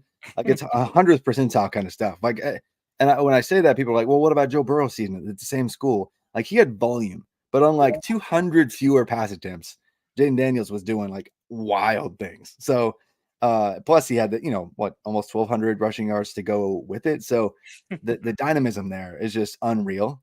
So what he adds on the ground, as well as really a developed deep passer last year. I did not see that coming. We saw a little bit of that flash when he was a true freshman at Arizona State when he had Brandon Ayuk to throw to. But this past year with Malik Neighbors and Brian Thomas Jr., it was just something else. And I know a lot of the targets, even one of the ones you just showed, were often like wide open because they're first round wide receivers, but he's still making it happen. So I don't think either one they're quite into that quarterback 1 range, but I think that we could have a really successful class overall. We are talking to A to Z Sports college football managing editor Travis May, friend of the show, has been on the show before. Great personality, not as crazy as I am, as we all know.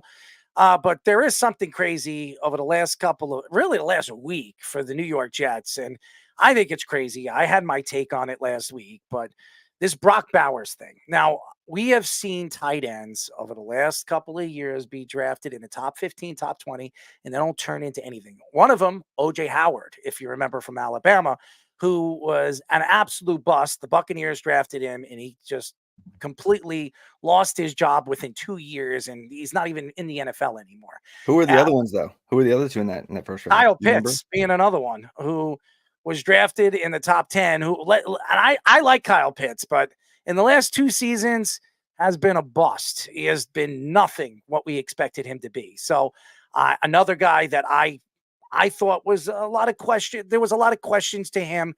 He had the size, he had the speed, he had everything, but did he have the heart? Some people said that his heart wasn't into football when he was drafted. Some people thought that, hey, maybe he should have played basketball, because he was a pretty good basketball player. So I don't know, but he hasn't worked out. And if I could go back in some of the other tight ends, I mean, we can go through all the different tight ends that were drafted in the top 15. Well, Never worked out. not even like top 15 though, but like that 2017 draft, the other two tight ends in that first round were Evan Ingram, who you should be very familiar with, and then David Njoku, who's actually kind of come on strong. Like first round tight ends actually historically have a pretty strong hit rate, and we've seen guys like even like TJ Hawkinson kind of pan out pretty well. Not Noah Fant, another guy hasn't necessarily lived up to the hype. He was another. He was supposed to go even earlier than Hawkinson for much of that draft cycle. But, overall, first round tight ends do pretty well. And I think Kyle Pitts this year with Kirk Cousins, quarterback with a pulse, might actually do something. An offensive coordinator that actually knows how the sport of football works in this century, that might help him out quite a bit.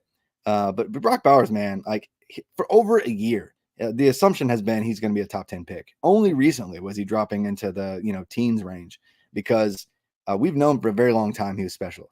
2-time John Mackey Award winner for being the best tight end in the sport.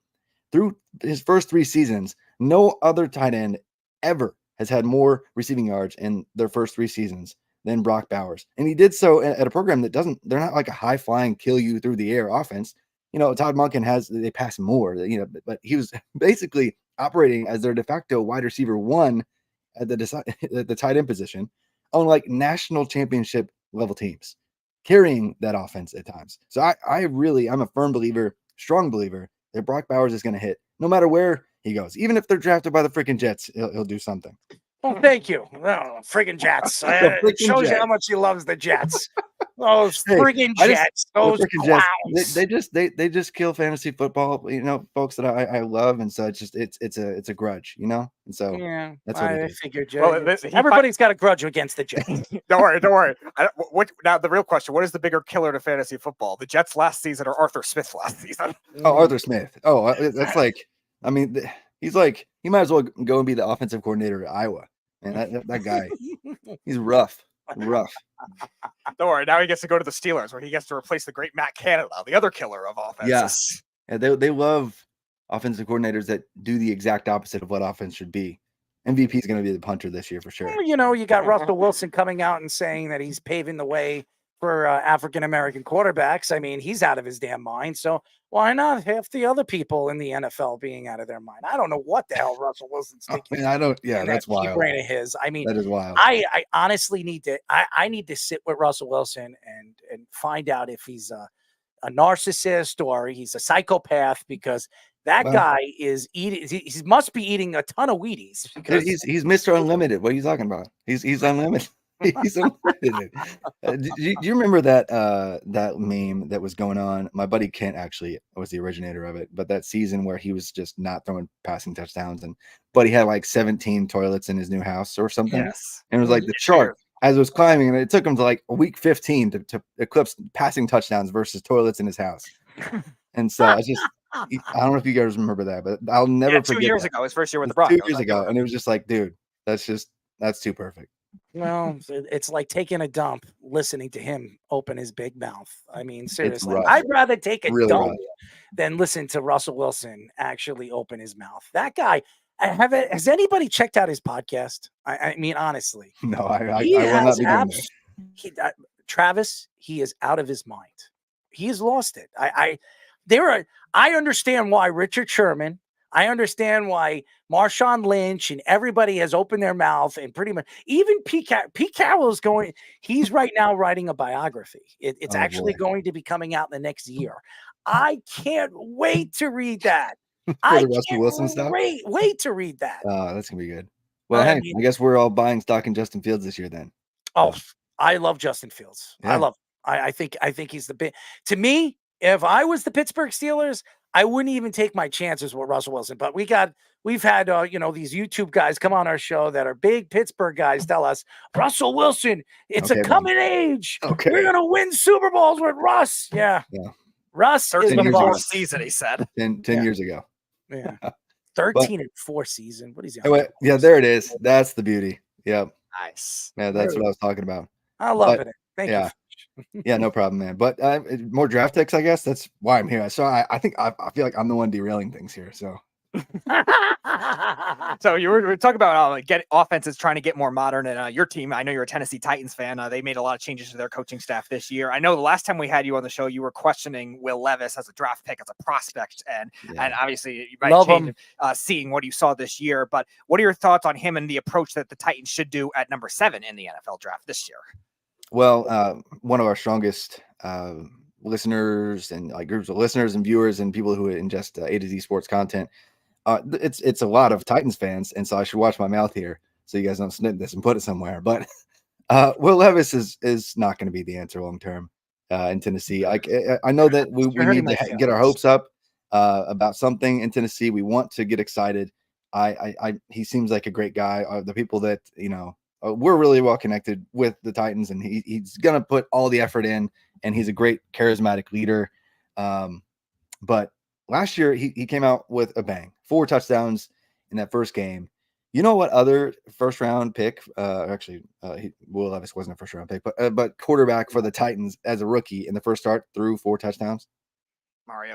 Marcus Mariota against the other first round pick that cycle. It was Jameis Winston. They actually faced off, and Mariota looked great. He was the second coming of whoever. And Will Levis the rest of the season threw 4 touchdowns. So good luck. And so Stop. I mean, come on. You can't be hitting on this guy. I think I'm going to tell you, you're going to eat your words. I believe. I hope I do, because I'm a fan of the Titans, man. I need you're going to to eat your words, my Please. friend. I Listen, hope I'm wrong. I'm going to tell you what. If Will Levis has a good season right now with Calvin Ridley over there and Hopkins over there and the weapons that they have, and even a great running game, okay? They've got it. And they're going to add an offensive lineman at number 7. They're going to solidify that offensive line. That's where I think they're going. All right. Maybe Alt, if he's sitting there, I doubt he will be. But, hey, anything's possible with these quarterbacks and wide receivers. I'm going to tell you this. Will Levis is going to have a fantastic year. You're gonna have to take if they're. I'll tell you that if they're a 500 team in week 14, you got to fly me to Tennessee. You got to take me to a Tennessee Titan game. If there's like 7-7, if I lose, if he's not, I'll fly you over here and I'll take you to a Jet game. That's I don't fair. want to go to a Jets game though. Are they playing the Titans this year? No, they are. I'm trying to see where the location it's at. Oh, All man. right, so there you go. There we No, go. but in all seriousness, like with Will Levis, so back to when I think we talked about him even as a prospect. Like he has the arm, he's got the biceps, he's got the look, right? He just made a lot of Got a mistakes. at girlfriend times. too, by the way. He I like did. her. I think they're no longer a thing. But, Oh, damn it. yeah. But seriously though, he by the meaningful metrics, he kind of was like almost good enough. Like, okay, if we squint here, maybe he'll succeed. But really kind of fell short in some key areas that would indicate that he would find success, whether it be EPA per play or scheme adjusted pass efficiency or any number of total adjusted net yards per attempt, things like that are actually predictive in terms of NFL success and capital. He just didn't really have that. I was going to adjust if a team was like, okay, he's worth top 10 capital. But that wasn't the case, and he actually fell into round 2, and the Titans were reportedly and apparently, looking to even trade up into the late first. But the NFL basically told us we don't love him enough to spend that kind of capital on him, and he looked like he wasn't necessarily worth that shot either. They're giving him all the weapons. He's going to have the best weapons he's had, and I mean, even if they don't go alt, go with one of the elite wide receivers like Malik Neighbors, who they've been all over this spring, meeting with him like 3-4 times privately already. That would be fun because Callahan loves 11 personnel and the Titans do not really like Treylon Burks. So if it's Malik Neighbors and DeAndre Hopkins and Calvin Ridley, I'm probably flying you to Nashville. But I think that there's a lot of ways that he could not kind of pan out long term, and so I'm not banking on that working out. I hope, like I said, I am a Titans fan. I hope I am wrong. I can't get there. Jets versus Titans is in Nashville this year. So okay, you can fly me over there. There you go. You could go watch the Aaron Rodgers versus Fly Will me, Levis baby, quarterback. fly me. Last time the Jets were in Nashville, Sam Darnold was the quarterback, and I was Oh, at that game. please stop. Were you trying to hurt my feelings? And it was still an upgrade over Zach Wilson. Yeah, you're hurting my feelings. Actually, that's true. That's true. Yeah, well, enough said on that one. Yeah. We were talking about Aiden O'Connell before, and our other guy that came on our show, Nathan, who was talking about all the pickleball, was saying that Aiden O'Connell was actually a good quarterback. Well, he might have still not been. He played a 3-0 game. He still had an upgrade over Zach Wilson too. Nathan also thought EJ Perry was a good quarterback too. Out of Brown. Oh my gosh. Yeah. Man. Ivy League quarterback. Yeah. Don't we love it? Don't we love it? As everybody knows, we are talking to A to Z Sports college football managing editor Travis May, a friend of the show, who's going to be flying me to Tennessee very soon. Enjoying myself over there, watch the Jets kick the you-know-what out of the Tennessee Titans. But hey, we got to. So this offseason has been a crazy one for the NFL. But in college football, we're going into a new season where there's not 4 teams going into a playoff. There's 12 teams going into a playoff. What are your thoughts to the new style of these playoffs for college football?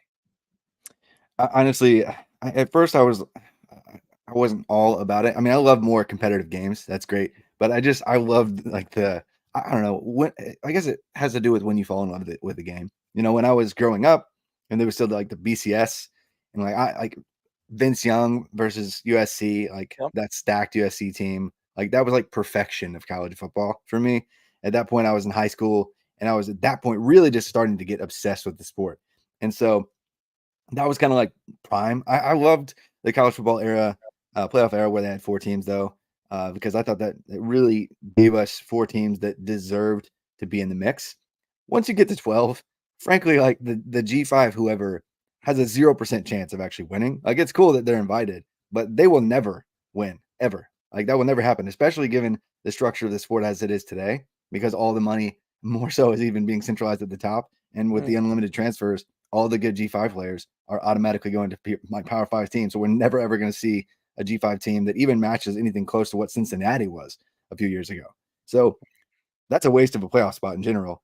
So that's cool to give them access to avoid some lawsuits or whatever, but they don't belong. And so it kind of waters down the playoff a little bit. I think we're going to see some fun stories like this season. We might see an Ole Miss, steal a playoff spot and maybe even win a playoff game if they get the right matchup. Notre Dame will finally actually be a perennial playoff team. My Seminoles got screwed this year. They absolutely got screwed. They got screwed. But I do appreciate the fact that will never happen again. But every year but this last year, they kind of got it right already, with 4 teams. This was the only year where I'm there definitely was a team that should have been in no matter what. So yeah, I guess we'll never see that again. But they love Nick Saban. And everybody knew it was Nick Saban's last year, and that's what they were doing. They were giving it, hey, here, Nick, try to win your last championship before you leave. I don't think people knew that it was Nick's last year. I mean, I've talked to some people that were close to that situation that they were like, I'm sorry, what? That's a joke, right? That's not a thing. But I mean, I get it a little bit, but I think it just comes down to the committee's imperfect. But I am excited about more good football games. That's the short answer, because it is going to be fun.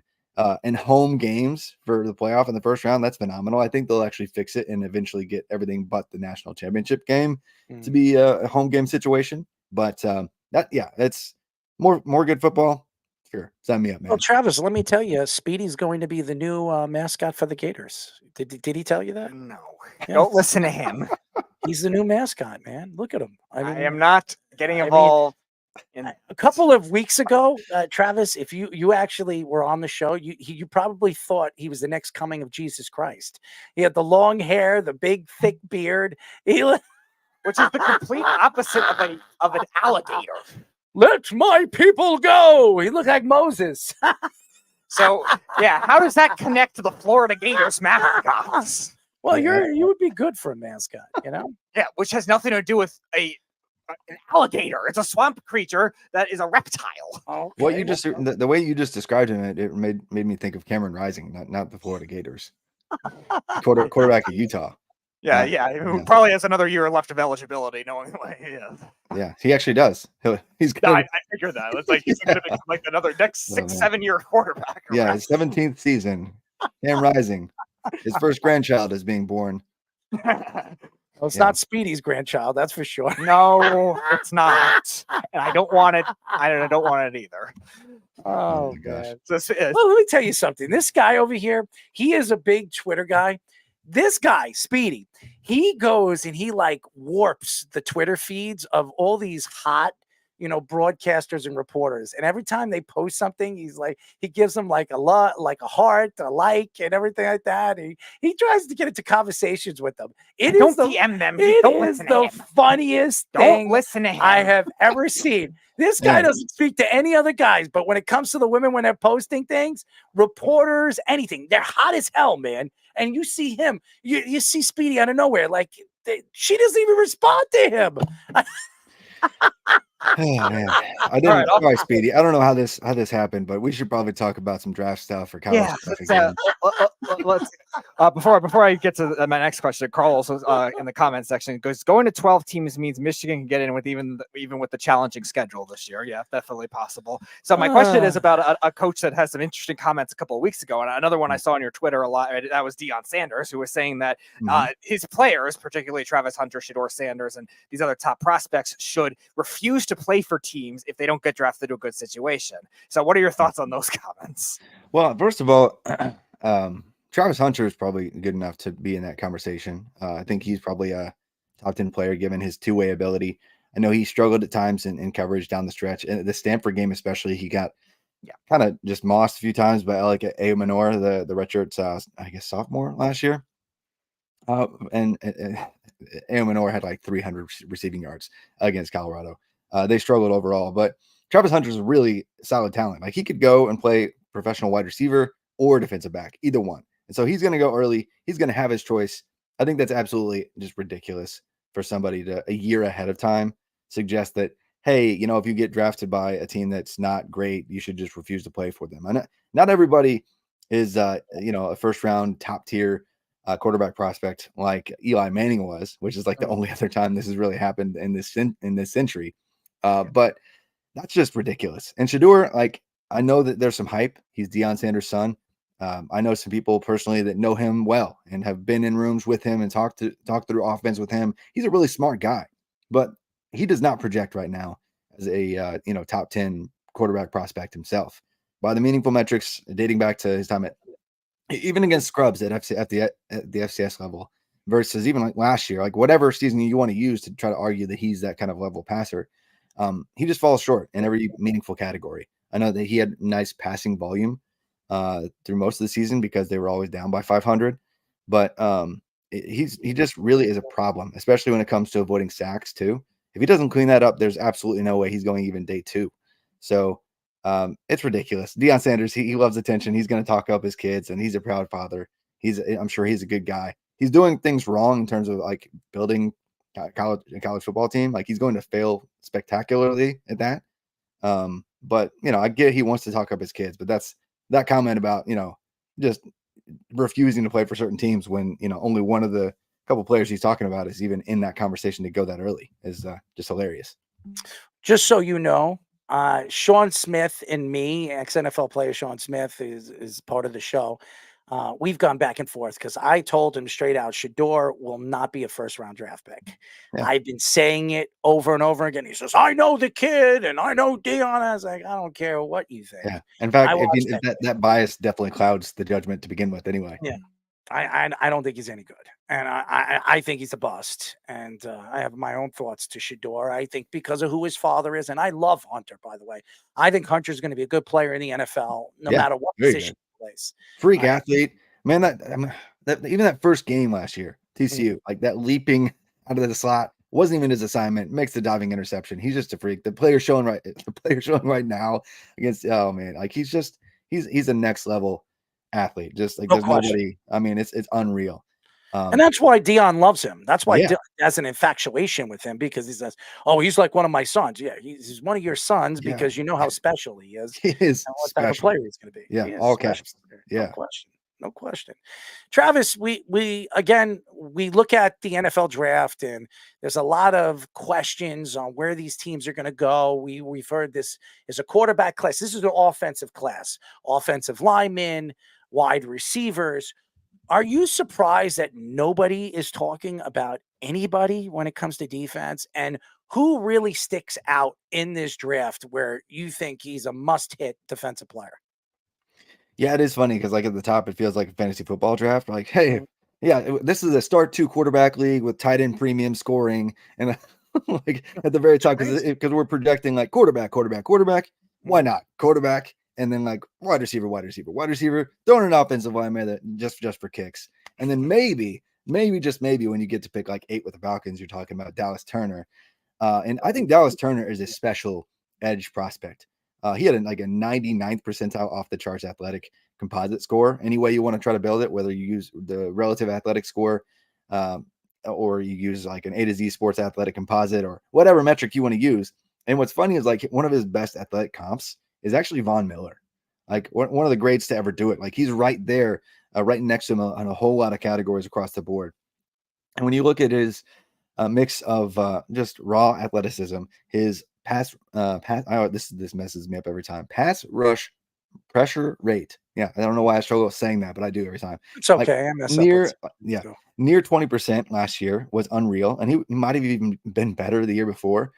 So he's just kind of a freak off the edge. He's going to succeed wherever he goes.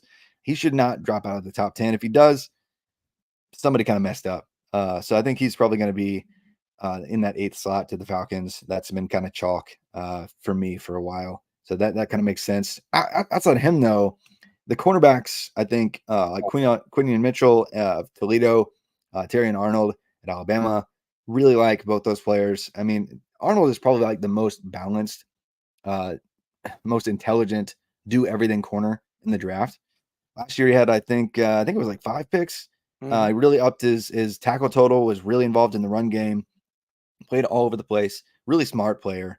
Quinion Mitchell, he played mostly off coverage for Toledo, but what I loved about his game is he prepped so much to get ready for draft season, to prove that he could play in press situations and be versatile even in the slot, and where he was lining up all over the place at the Senior Bowl. I was there to see him in person. He shut every single wide receiver down that he lined up across, including like Roman Wilson, who they kind of had a back and forth all week long.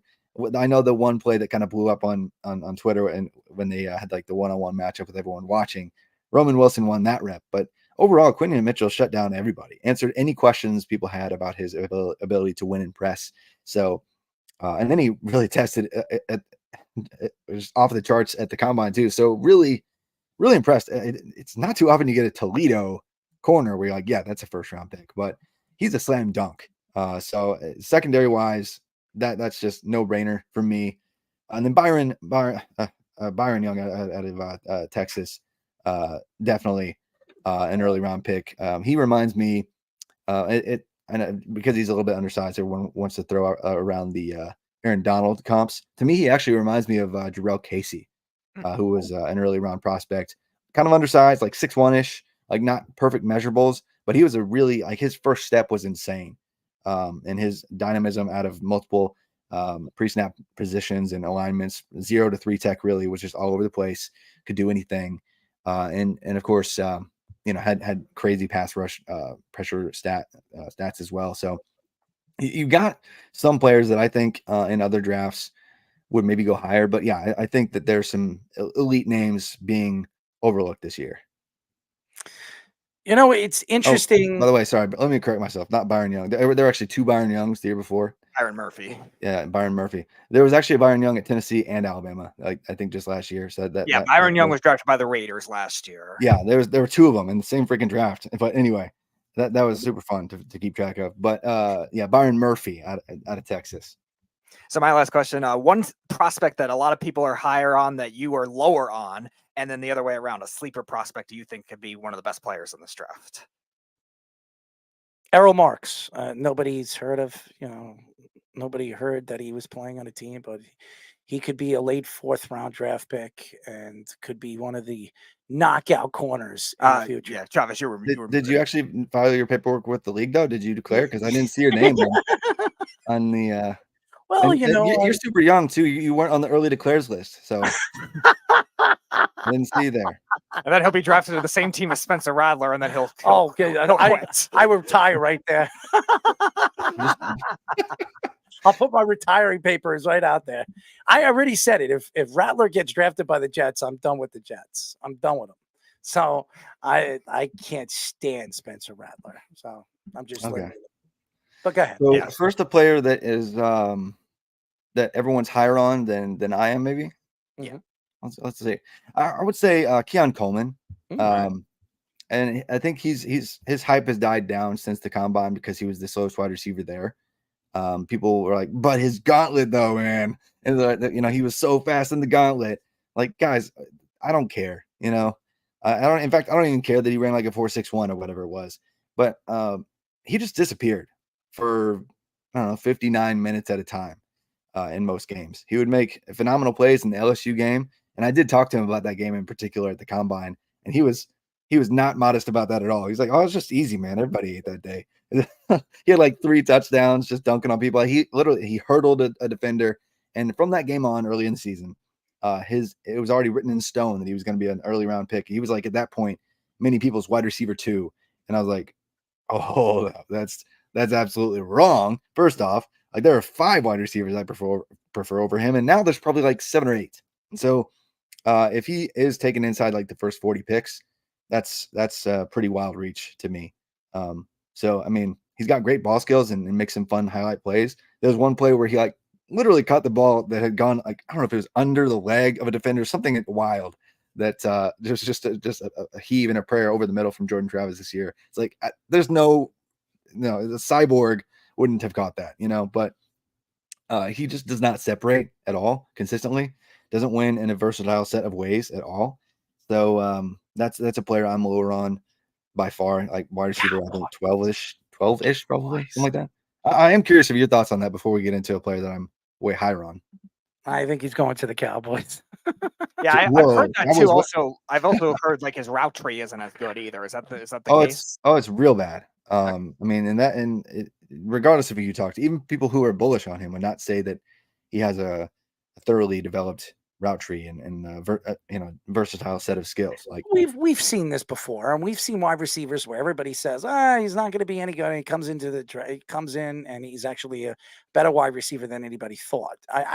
It depends. I think he's got the length. I don't think he's got the speed, but he's got the athletic ability. And like you said, he's made some freakish catches all season long. And I'm a Seminole fan, so I've watched a lot of Coleman this year. I know he's CeeDee Lamb's cousin, so I know that the Cowboys have interviewed him a couple of times, and I think to make CeeDee Lamb very, very happy, why not bring his cousin in there? So he wants to sign a new contract. They want to pay him, and make sure that he's happy. So why not bring in somebody like Coleman? So I could see the Cowboys making a move for him in the 2nd round. I don't think he's a 1st-round draft pick, but I don't care. We've seen a lot of wide receivers get drafted in the 1st round that really are busts. So one of them, Brown, who was the kid that ran the 40 like really, really fast? John Ross, who was that guy jumped like from like a 3rd or 4th round draft pick to a 1st-round draft pick. And he still sort of like only been like a projected late 1st-round draft pick, 9th overall. Guy stunk. I mean, I don't even think he's in the NFL anymore. So no, he was last with the Giants in 2020.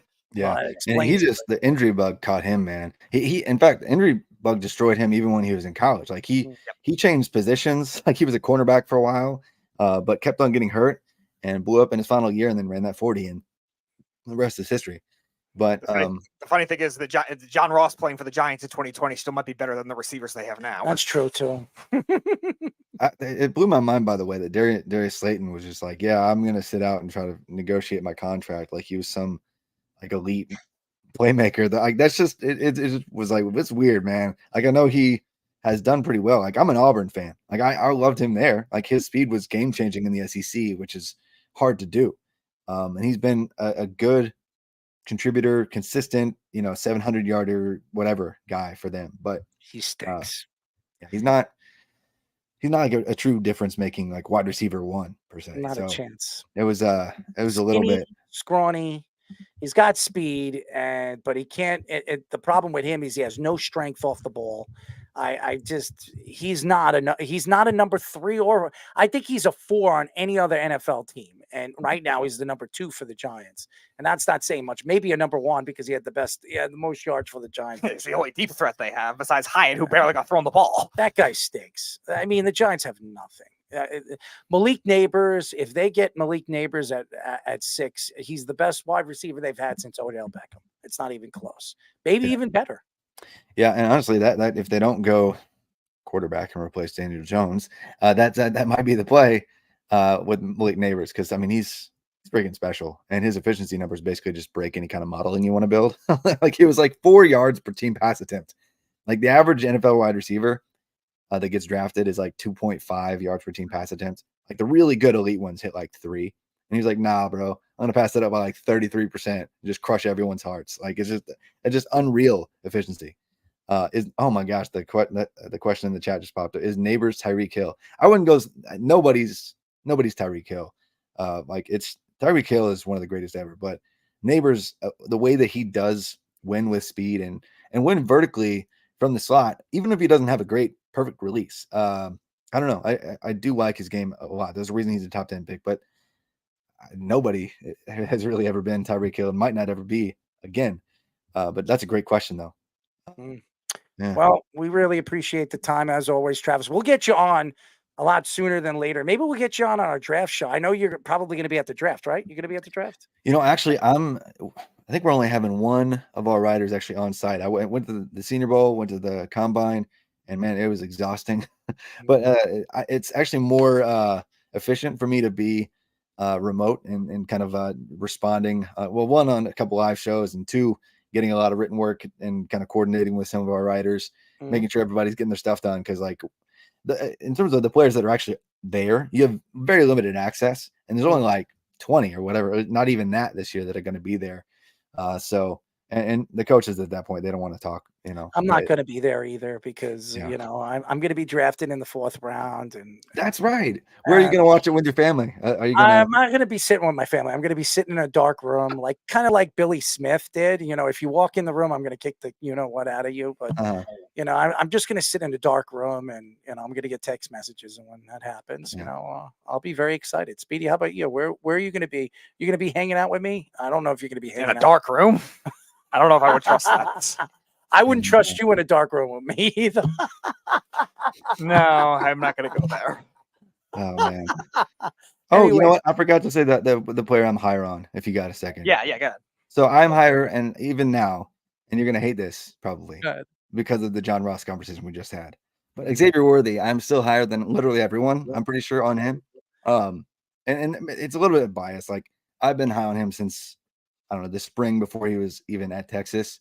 Like I was just on a different show talking about him today because I play in all these crazy nerdy fantasy leagues where you roster even college players and stuff, and you get fantasy points for college and all that stuff. And so I was like looking at his game, and I'm like, this guy is flying. If he gets anywhere in an offense that uses him vertically, he's gonna break the freaking game. And at the time, he was committed to Michigan. I was like, well, that sucks because they just destroy people's careers at the wide receiver position. But then he was like, he backed out and decided to go to Texas. I'm like, oh my gosh. And so perfect. If he goes into this scheme and he goes off, lo and behold, that summer, he was already getting like, oh my gosh, this guy's going to be the offense kind of buzz. And he did. He was like one of the best true freshman wide receivers we've ever seen by the adjusted meaningful metrics. It was wild. Almost 1,000 yards, like 1,000 yards through the air, like a dozen touchdowns as a true freshman, dominating every team that they played. And so I know he had a broken hand that he fought through in 2022. So people want to say he has drop problems or whatever. Maybe people watched the BYU game last year.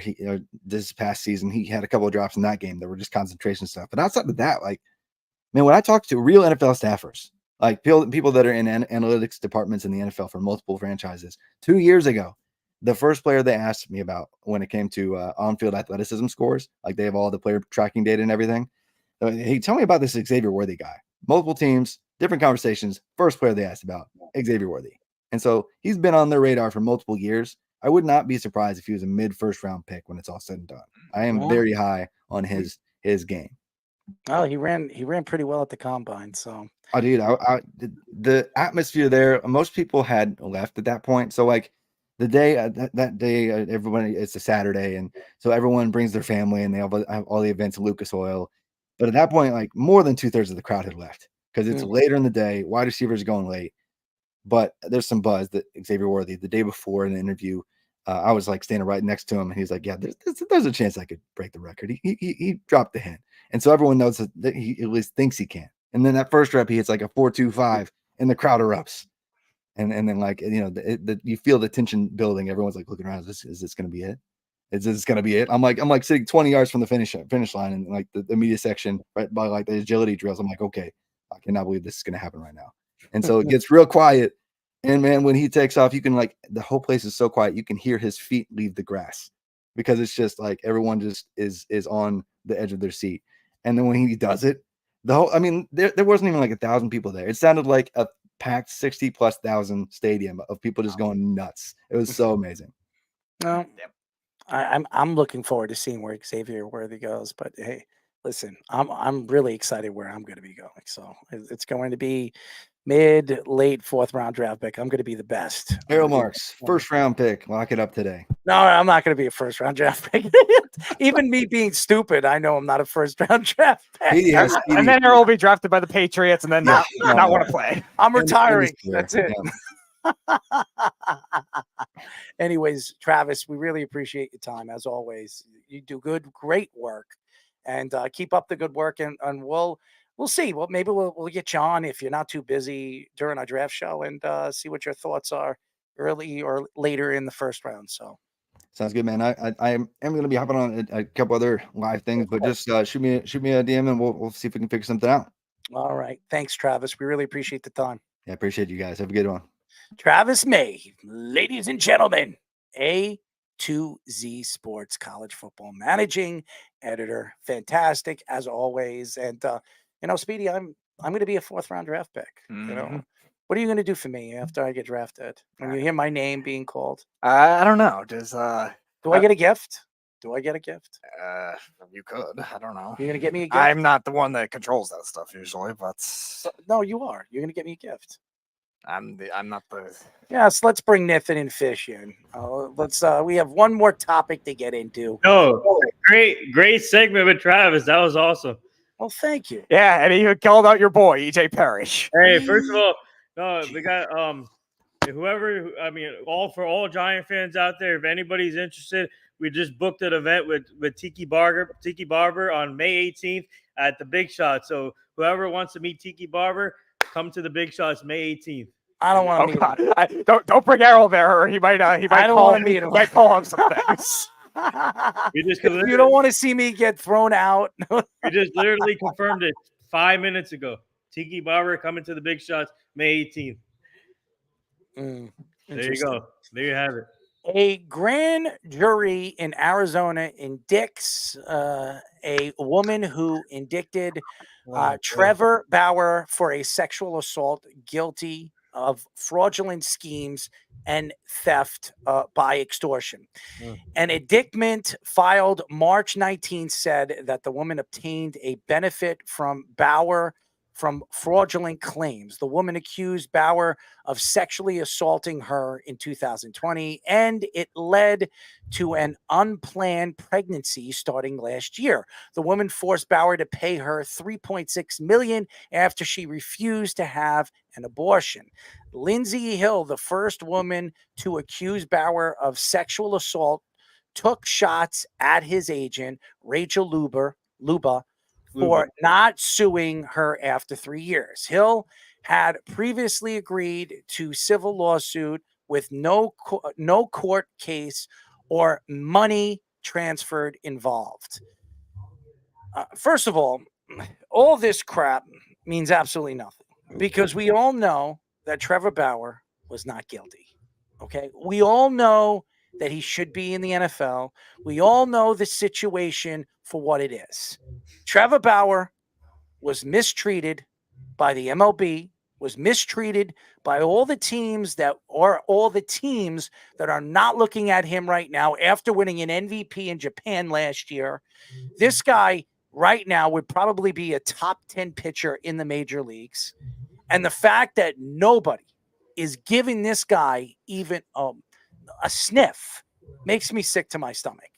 And again, I understand the whole indictment thing, and everybody wants it. There was a fraudulent situation with this woman who claims she was pregnant with his kid, and she won $3.6 million. He paid her off because he just wanted to get her out of his hair. And maybe some of these stories are to be true, but there is no proof, just like the Ohtani thing, like Jeff said. But guess what? They went to court, and he has text messages of this or these girls trying to get him into fraudulent trouble for some of the things that he said. He didn't do these things that they said he did. And if he did do these things that they said he did, he only did it because they asked him to do it. And the fact that this guy is not in the major leagues right now makes me sick to my stomach. I don't understand it. Is he a likable person? No. Okay, we all know how many players that know him, that have played with him, have said that he's an ass. But there are a lot of people that have gone to his camps, his father's camps, that said that this guy is one of the masters when it comes to pitching and understanding how to throw a ball, how to keep your shoulder and your elbow healthy. This guy, scientifically, mathematically, is one of the smartest guys in baseball. But this guy is never going to play a Major League Baseball game again because the MLB don't like him. And we have seen this. When they don't like him, a.k.a. Pete Rose, they seem to throw these guys to the wolves. The only reason why certain players in the past, like Alex Rodriguez, got other chances is because Alex Rodriguez was a top player in the league. And let's go to the Alex Rodriguez thing. Alex Rodriguez did some horrible things to people. As a matter of fact, he threatened to kill people. All right. He threatened to kill people, but still played a couple of seasons after all this in the major leagues. What does that tell you about the MLB? If you're a superstar and if you're something of a player that puts fannies in the seats, you're going to get a second chance and a third chance and a fourth chance. And that's the same thing that you see with Ohtani. That's what you see with all these different players. They, for some reason, respect these players because they're superstar players, and their jersey sales, they bring people to the stadium, and that's what sells to the major leagues. They don't care that this guy tried to kill somebody. They don't care that Bauer was not accused or was accused and then was let go and not not guilty for any of these suspected things that happened to him. By the way, this girl's pretty damn hot. I mean, looking at her, she's pretty damn hot. I'd be doing crazy things with her too. Yeah, So, Britt McKenna, she's I'm not gonna lie to you. she used to work for ESPN, right? Britt McKenna, yeah, she's She's very hot, man. Yeah, she is hot. She's attractive. You know, Jeff, you disappear off the face of the earth, and then you come in and you put people down.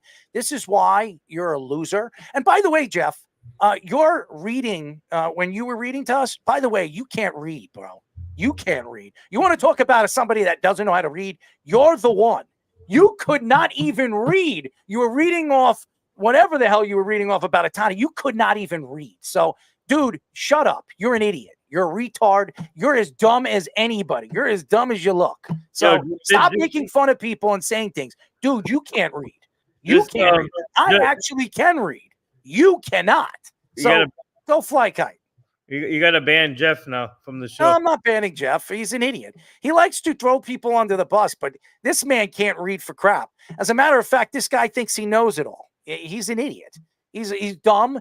And by the way, when Sean Smith was calling him out on some of the things that he was saying, he shut up. He shut up when we were talking about tractor phones and all that other stuff because he thinks he knows everything. Jeff thinks he knows everything. Oh, you could do this and you could. Dude, you don't know nothing. You don't know nothing. That shows you how stupid you are. You had Sean Smith outsmart you and outplay you for what you think you know, you dumbass. That's all I'm going to say.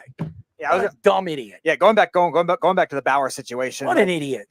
I was talking about it last week. We were trying to see. I don't care what Carl was doing.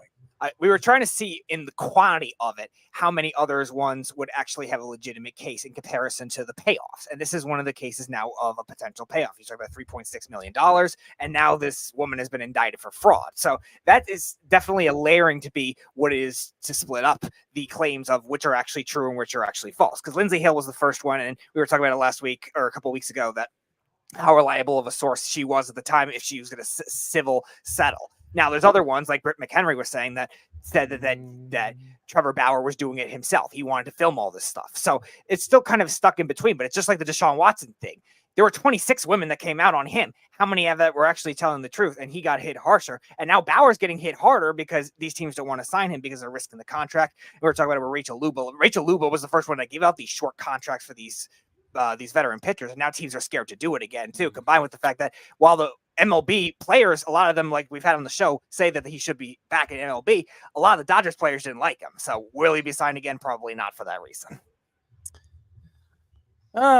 Well, there you go with the whole Trevor Bauer situation. And of course, you know, when you have guys like, you know, Jeff and all the craziness with Snug, you know what it is? And I respect people for their own opinions because I do respect Jeff on some of his opinions. But when he likes to throw people under the bus with him, dude, you can't read for crap. You are the worst reader. As a matter of fact, when you were reading, what was he reading about? He was reading the Ohtani, the text message. He couldn't read. He couldn't read. So he was reading off. You're an idiot, dude. Don't mock anybody when you don't even know what the hell you're doing. All right. So Nathan, Carl has a comment for you. Nathan's putting in his order in for the chubby pickle. That's a good idea. That's a good idea. How does he know about the chubby pickle? First of all. All right. Carl, he wants answers. How do you know about the chubby pickle, Carl? Oh, maybe he saw our event with Sean Avery there. Okay. That's why most the chubby pickle. We had an event with Sean Avery, former New York Ranger, at the Chubby Pickle in Highlands, New Jersey. That's a great name, by the way. Speedy, do you like chubby pickles? Fine. You like chubby pickles? They're fine. I don't really, again, I tell this to Errol all the time. I don't really care about the texture as long as it has good taste. Oh, Speedy. But going back to Sean Avery, I'm sure he's going to want to have Sean Avery knock out Tiki Barber. You are a piece of work, the Tiki Barber event is in Big Shots in Island, New Jersey, May 18th. If everybody's You're not going to see me there. That's for sure. No, Errol's going to hire Sean Avery to knock out Tiki Barber. Are you going to Tiki? Speedy? How's Speedy? I don't live near you. How's Speedy gonna go there? Oh, Fish, you want to go meet Tiki? You ready? I'm sure you already met Tiki, right, Fish? I have not met Tiki. I did love him when he played. I thought he was great. Probably one of the best screeners behind a guy like Falk. You know, catching the screen pass. He was so great taking off after those. Bradshaw, by the way. Bradshaw too. Bradshaw's underrated. Yeah, absolutely underrated. You know, in fact, we were talking about Singletary earlier. You know, he's got a little bit of Bradshaw in him. Yeah. He does. They call him Motor Singletary. I kind of like it already. I know he's not Saquon, but I'm sorry. Back to where you said you were going? Where in Jersey is it, Nathan? It's called Big Shots. Look it up. It's near the where we do our events at the Woodbridge Brewing Company. So it's still in the same area, but it's like 5-6 minutes away from the Woodbridge Brewing Company. All right. Well, you know, Jersey, you know, the Jersey sports are interesting. You know, I've worked in Jersey. I've lived in Jersey.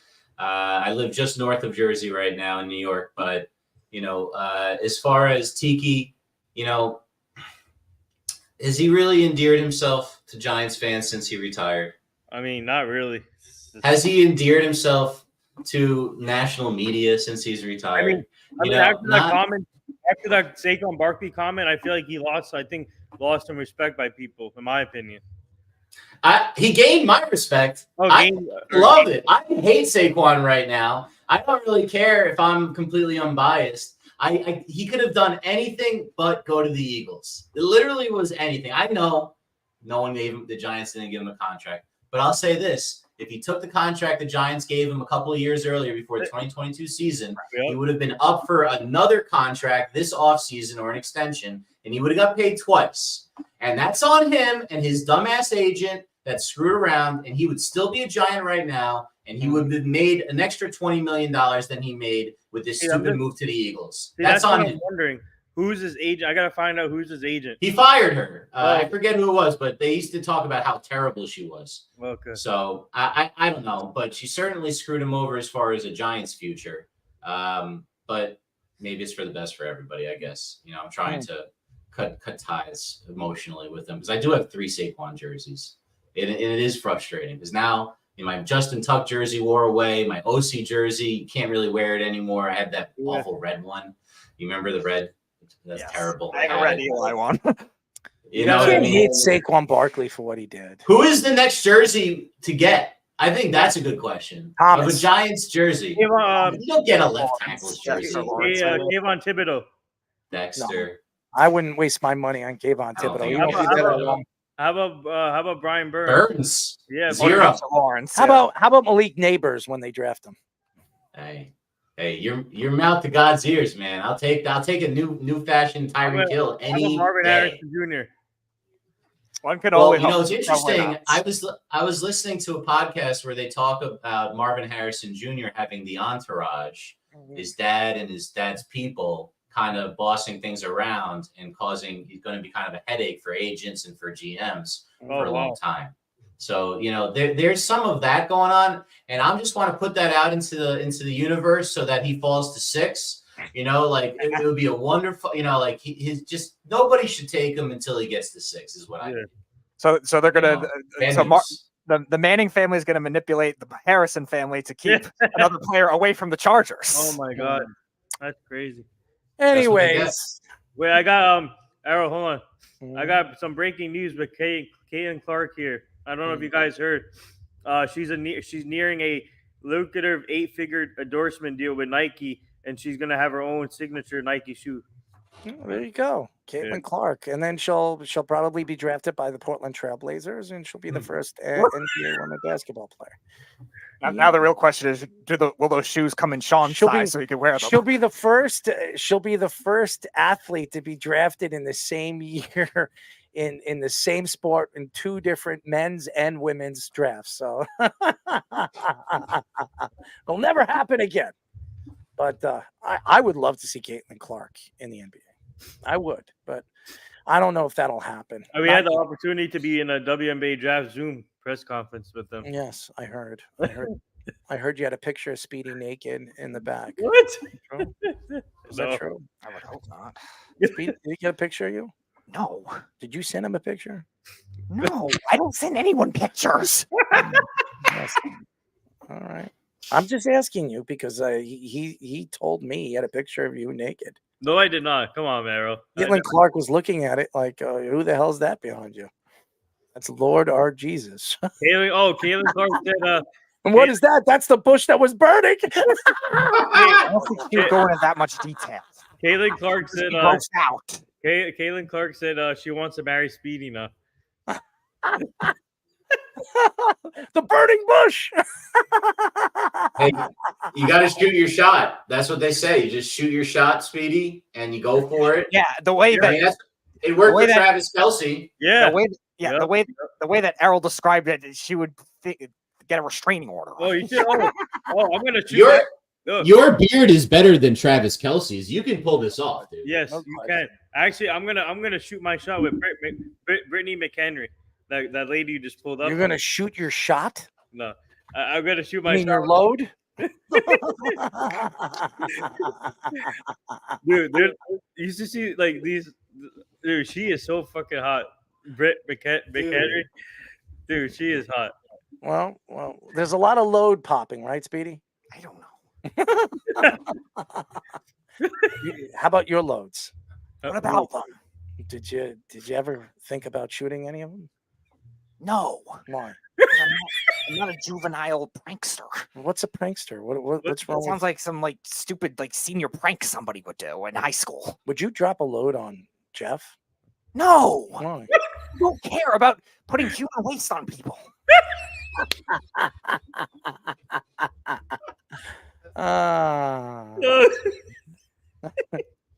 Well, it'd be fun, right? Then you go do it. I have. I would drop. You I put human waste on Jeff. Oh, loads are loads, right? If you want to go put him on Jeff, you can go put him on Jeff. Oh God. How about Snug? Would you drop a load? Again, you can go do it if you have that I desire. think Snug would like that. Okay, if you have that desire, go do it. He loves unicorns and rainbows. All right. Well, go. All right, go have Kenny do You it. should set up a cage match between Jeff and Snug. Oh, that would be good. Could you imagine Kenny and Snug and Jeff in a cage, wrestling with each other? Speedy is the referee. I am not involved in this. I am not involved in any of this nonsense. Whoever loses the match takes my load. Oh my God. Yes, Carl. Load management. Good job. Load management. Very good, Load Carl. I'm at the night. Hey, Kawhi is known for load management, so. By the way, He is. congratulations to the Philadelphia, Let's go Knicks. Knicks and 76ers. That's We going to be expected a that to happen, by matchup. the way. Knicks We and expected 76ers, yep. Yeah, so we expected that, and it looks like whoever wins this game will play Miami, and whoever wins that game will play the Boston Celtics, which will probably be Miami. How come the Warriors are out already? How's that? They were the 10 seed and they lost to the 9. And the same thing with this game. Whoever loses this game is already out. The 7-8 seeds get a second chance, Nathan. Whoever loses that game. By the way, Draymond Green after the game and what he said, and then even Steph Curry and Klay Thompson is not coming back next year. I don't know why anybody thinks that's going to happen. It's not. His contract's up. He's not coming back to the Golden State Warriors. They're going to cut this team down now. Draymond Green will be traded in the offseason. And by the way, why is Greg Anthony on the NBA Network saying that they're not done yet? They still have another opportunity to make another run. Where do they have? They have to rebuild. They have no youngsters on this roster that anybody wants. Okay. And they don't have another superstar. They could build still around Steph Curry, but why would Steph want to be there? I mean, if I was Steph, I would want to be traded. I'd rather go to an organization that have a chance to win, so I have a feeling that they're going to completely break apart that team in the offseason. I think the Golden State Warriors run is over. I mean, they're All right, let me ask all of you this question before we go. Where do you guys think Klay Thompson would go?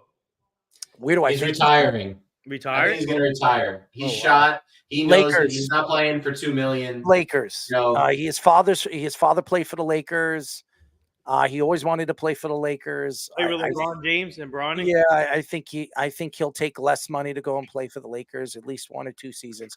That's where I think he goes. I think he goes to the Lakers. That's where I think. I'll say, because I could see him doing it, even though he's not really the owner of the team anymore. I could see Dallas making that kind of move to flashy to go with Kyrie Irving, who's another knucklehead. And How about Brooklyn? No, Brooklyn's trying to get young. If he goes anywhere, it's the Lakers. That's where I think he's going. If he goes can't anywhere, move laterally anymore. He's a liability defensively, and he's not getting his push on his shots. Like he's not really playing. he's a bench player. He's a 7th, 8th guy off the bench, and I think, and I think I think he will play at least another year or two. I'm telling you, expect the Lakers. That's where I think he's not going to make a lot of money. Carl says Klay to the Kings. They don't really need him though. They have a lot of guard depth. I don't think they would really need Klay Thompson. They need more size. They need more forwards. I think Klay is gonna join the pickleball national tour, and he's gonna play the winner of Cade Warner versus Errol with Speedy hosting and the other Warner. It looks like you're smacking his ass. It looks like my head is right by his ass. What's going on over there? What's going on over there, Speedy? You just don't want to mess with Kurt Warner. My smelling his fart. What's going on over there? I mean, that's a nasty picture. Yeah, I like it, Speedy. How about you? I don't care. I mean, I got Kurt Warner over there. He's dancing around. Again, I'm broadcasting. This is a you and Cade versus Kurt battle with me and Dave Benz in the broadcast booth. Would That you was the shoot a scenario. load? Would you shoot a load at Kurt Warner? No. Why? Why do you think I want to like put gross things on people? I mean, it's Kurt Warner. Okay, you go do it. If you want to see what that feels like or looks like, I don't want to feel you. Not me. I didn't say me. I'm talking about the content. Okay, I just want you to just keep away. If you want to experiment to the reaction of how Kurt Warner would react if somebody tries to take a shit on him, then you go do it. Oh, we're talking about that, Lord? Where have you been, Nathan? What Oh man! Thank you to Rich Waltz for joining us. College football, basketball, and MLB play-by-play guy for CBS Sports Radio, Apple TV, and MLB Network. Thank you for joining us. Thank you to A2Z Sports college football managing editor Travis May for joining us. He was fantastic. Thank you to all the fans throughout the country, throughout all the people downloading our Apple podcast, our Spotify, and yeah, Jeff, eat your heart out. 105,000 downloads on Apple Podcasts. So Yeah. eat your Jeff, heart out. Jeff, you need to Eat it. Jeff, Eat that Jeff, load, man. Eat Jeff, that load. Jeff, you need to show some respect to Arrow, Fish, and Speedy. Show some respect. Load dropping. Put some respect on their names. All three Yes, of them. That's right. Give them that load, right? Anyways, But I'm gonna give the load to Britt McHenry. That oh yeah, you give her that load. You give her that load. I think she's too tall for you, man. You're like I love you up tall to her girls. knees or something. I love tall girls. Yeah, Well, you are closer to her waist. she's not that tall. Come on, man. Oh man, she's tall, man. She's taller than you. How tall are you? 5'6"? I'm 5'6", 5'7". Oh my God, she towers over you. She's like 6'3", 6'4", man. Are you kidding me? You're like, dude, you're like up to her like waist. I mean, you don't have no problems getting on your knees. That's for sure. Anyways, yeah. Thank you to all the fans out there. Thank you to Apple Podcasts. Thank you to Spotify. Thank you to YouTube. All the fans for downloading and checking out our views, our shorts, all the craziness that that we do on the show. And I'm a little tired. The interviews really wore me out. But we will be back tomorrow at 8:00. Not 7:00, 8:00 tomorrow. Who do we have on the show? So 8:15, 8:20-ish, something in that range. We're going to have Baltimore Ravens tight end Charlie Kohler returning to the show in that time. He's now entering his third year in the league. Played a lot, actually, last year because of Mark Andrews' injury. So he'll be on around then, 8:15. Charlie looked really good last year. 8:15, 8:20-ish, he'll be returning. And then at 9:00, returning to the show. Trae Young's best friend, by the way. Uh-huh. And at 9:00, returning to the show, the producer of the -3 podcast, him and Errol have gone at it a lot with the Giants and the Rangers. Mr. Eddie Spaghetti will be back on with us. And then Must listen to, baby. Must listen to. And then Spaghetti is going to have some hot sauce, and Speedy's going to drop his load on him. Arrow, what time should I join tomorrow on the show? We'll figure it out. Speedy will reach out to you. Speedy will get to you. Speedy will get to you, right, Speedy? Yeah, well, we have our betting segment tomorrow too, so I have to figure it out. We'll drop the load. We'll drop the load. Right, Speedy? Right from the sky? What? We'll drop the load? Jesus Jr.? What? Jesus Jr. No idea what that means. Could you pretend you're Moses? Let my people go. Say that. Say that for me one time. Just do it. Do it one time. Let my people go, and I'll leave you alone. Oh, really? Yeah, Hey, look at the score. Let my people go. So the score is wow. Carl, that was not Nathan that said fade the Cardinals. That was Derek. All right, did Cora ever answer my question about the chubby pickle? Oh, listen, Speedy, you like the chubby pickle. No, Carl did never answer your question about the chubby pickle. Carl, can you answer Nathan's question of how you know about the chubby pickle? How thick do you like your pickles? I did. I don't care about Do you like texture. it thick? Do you like it thick? Do you like it thick or long? I told you 10 minutes ago. Thick or long? And reference 10 minutes ago. All right, but tell me, thick or long? I don't care. But which one? I don't care. Which one would you prefer? I don't care. I think you like it thick, right? I don't All right. care. He likes the girth, ladies and gentlemen. So he likes the chubby part of the pickle. Anyways, yeah, it's been a great show. Thank you again. Good job. Time. Thank you. You know, and I'll be a 4th round draft pick this year. Yes, I'm your agent, Errol. I'm going to be your agent. I'm your agent. All right. So what are you going to do? How are you going to sell me to all the NFL teams? I mean, I can't run a 40 faster than probably 5.3. You know. Okay. He has your answer, Nathan. So he went to your website that was last updated in 2021 and realized he must post on YouTube. So then he went to your page. He went to your website that was last updated in 2021 and realizes that he must post on YouTube. So he went there, and the 5th view of the video of Avery was by Carl. Yeah, the Sean Avery interview happened last weekend. Okay, so Carl was your 5th view. There you go. That's how he knows about the chubby pickle. All right, let's chub and let's pick. You know, chub and pick. Chub is not a verb. But we're chubbing and we're picking. Chub is not a verb. We're gonna chub. Nathan, have you ever heard chub as a verb? We're gonna chub, man. We're gonna chub. Chub is a verb. Play chub. No. Is it a verb, Nathan? Let's play chub. I don't know. Is it a verb? Not. But he's making it seem like Let's play the chub, okay? Let's play the chub. I don't know what that means either. All right, let's play. All right. Well, we're playing chub, ladies and gentlemen. So after the show, come over and play some chub with Speedster. Anyways, that's it for our show, ladies and gentlemen. We'll be back tomorrow at 8 o'clock. Good night, everybody. Woo! You're listening to the Worldwide Sports Radio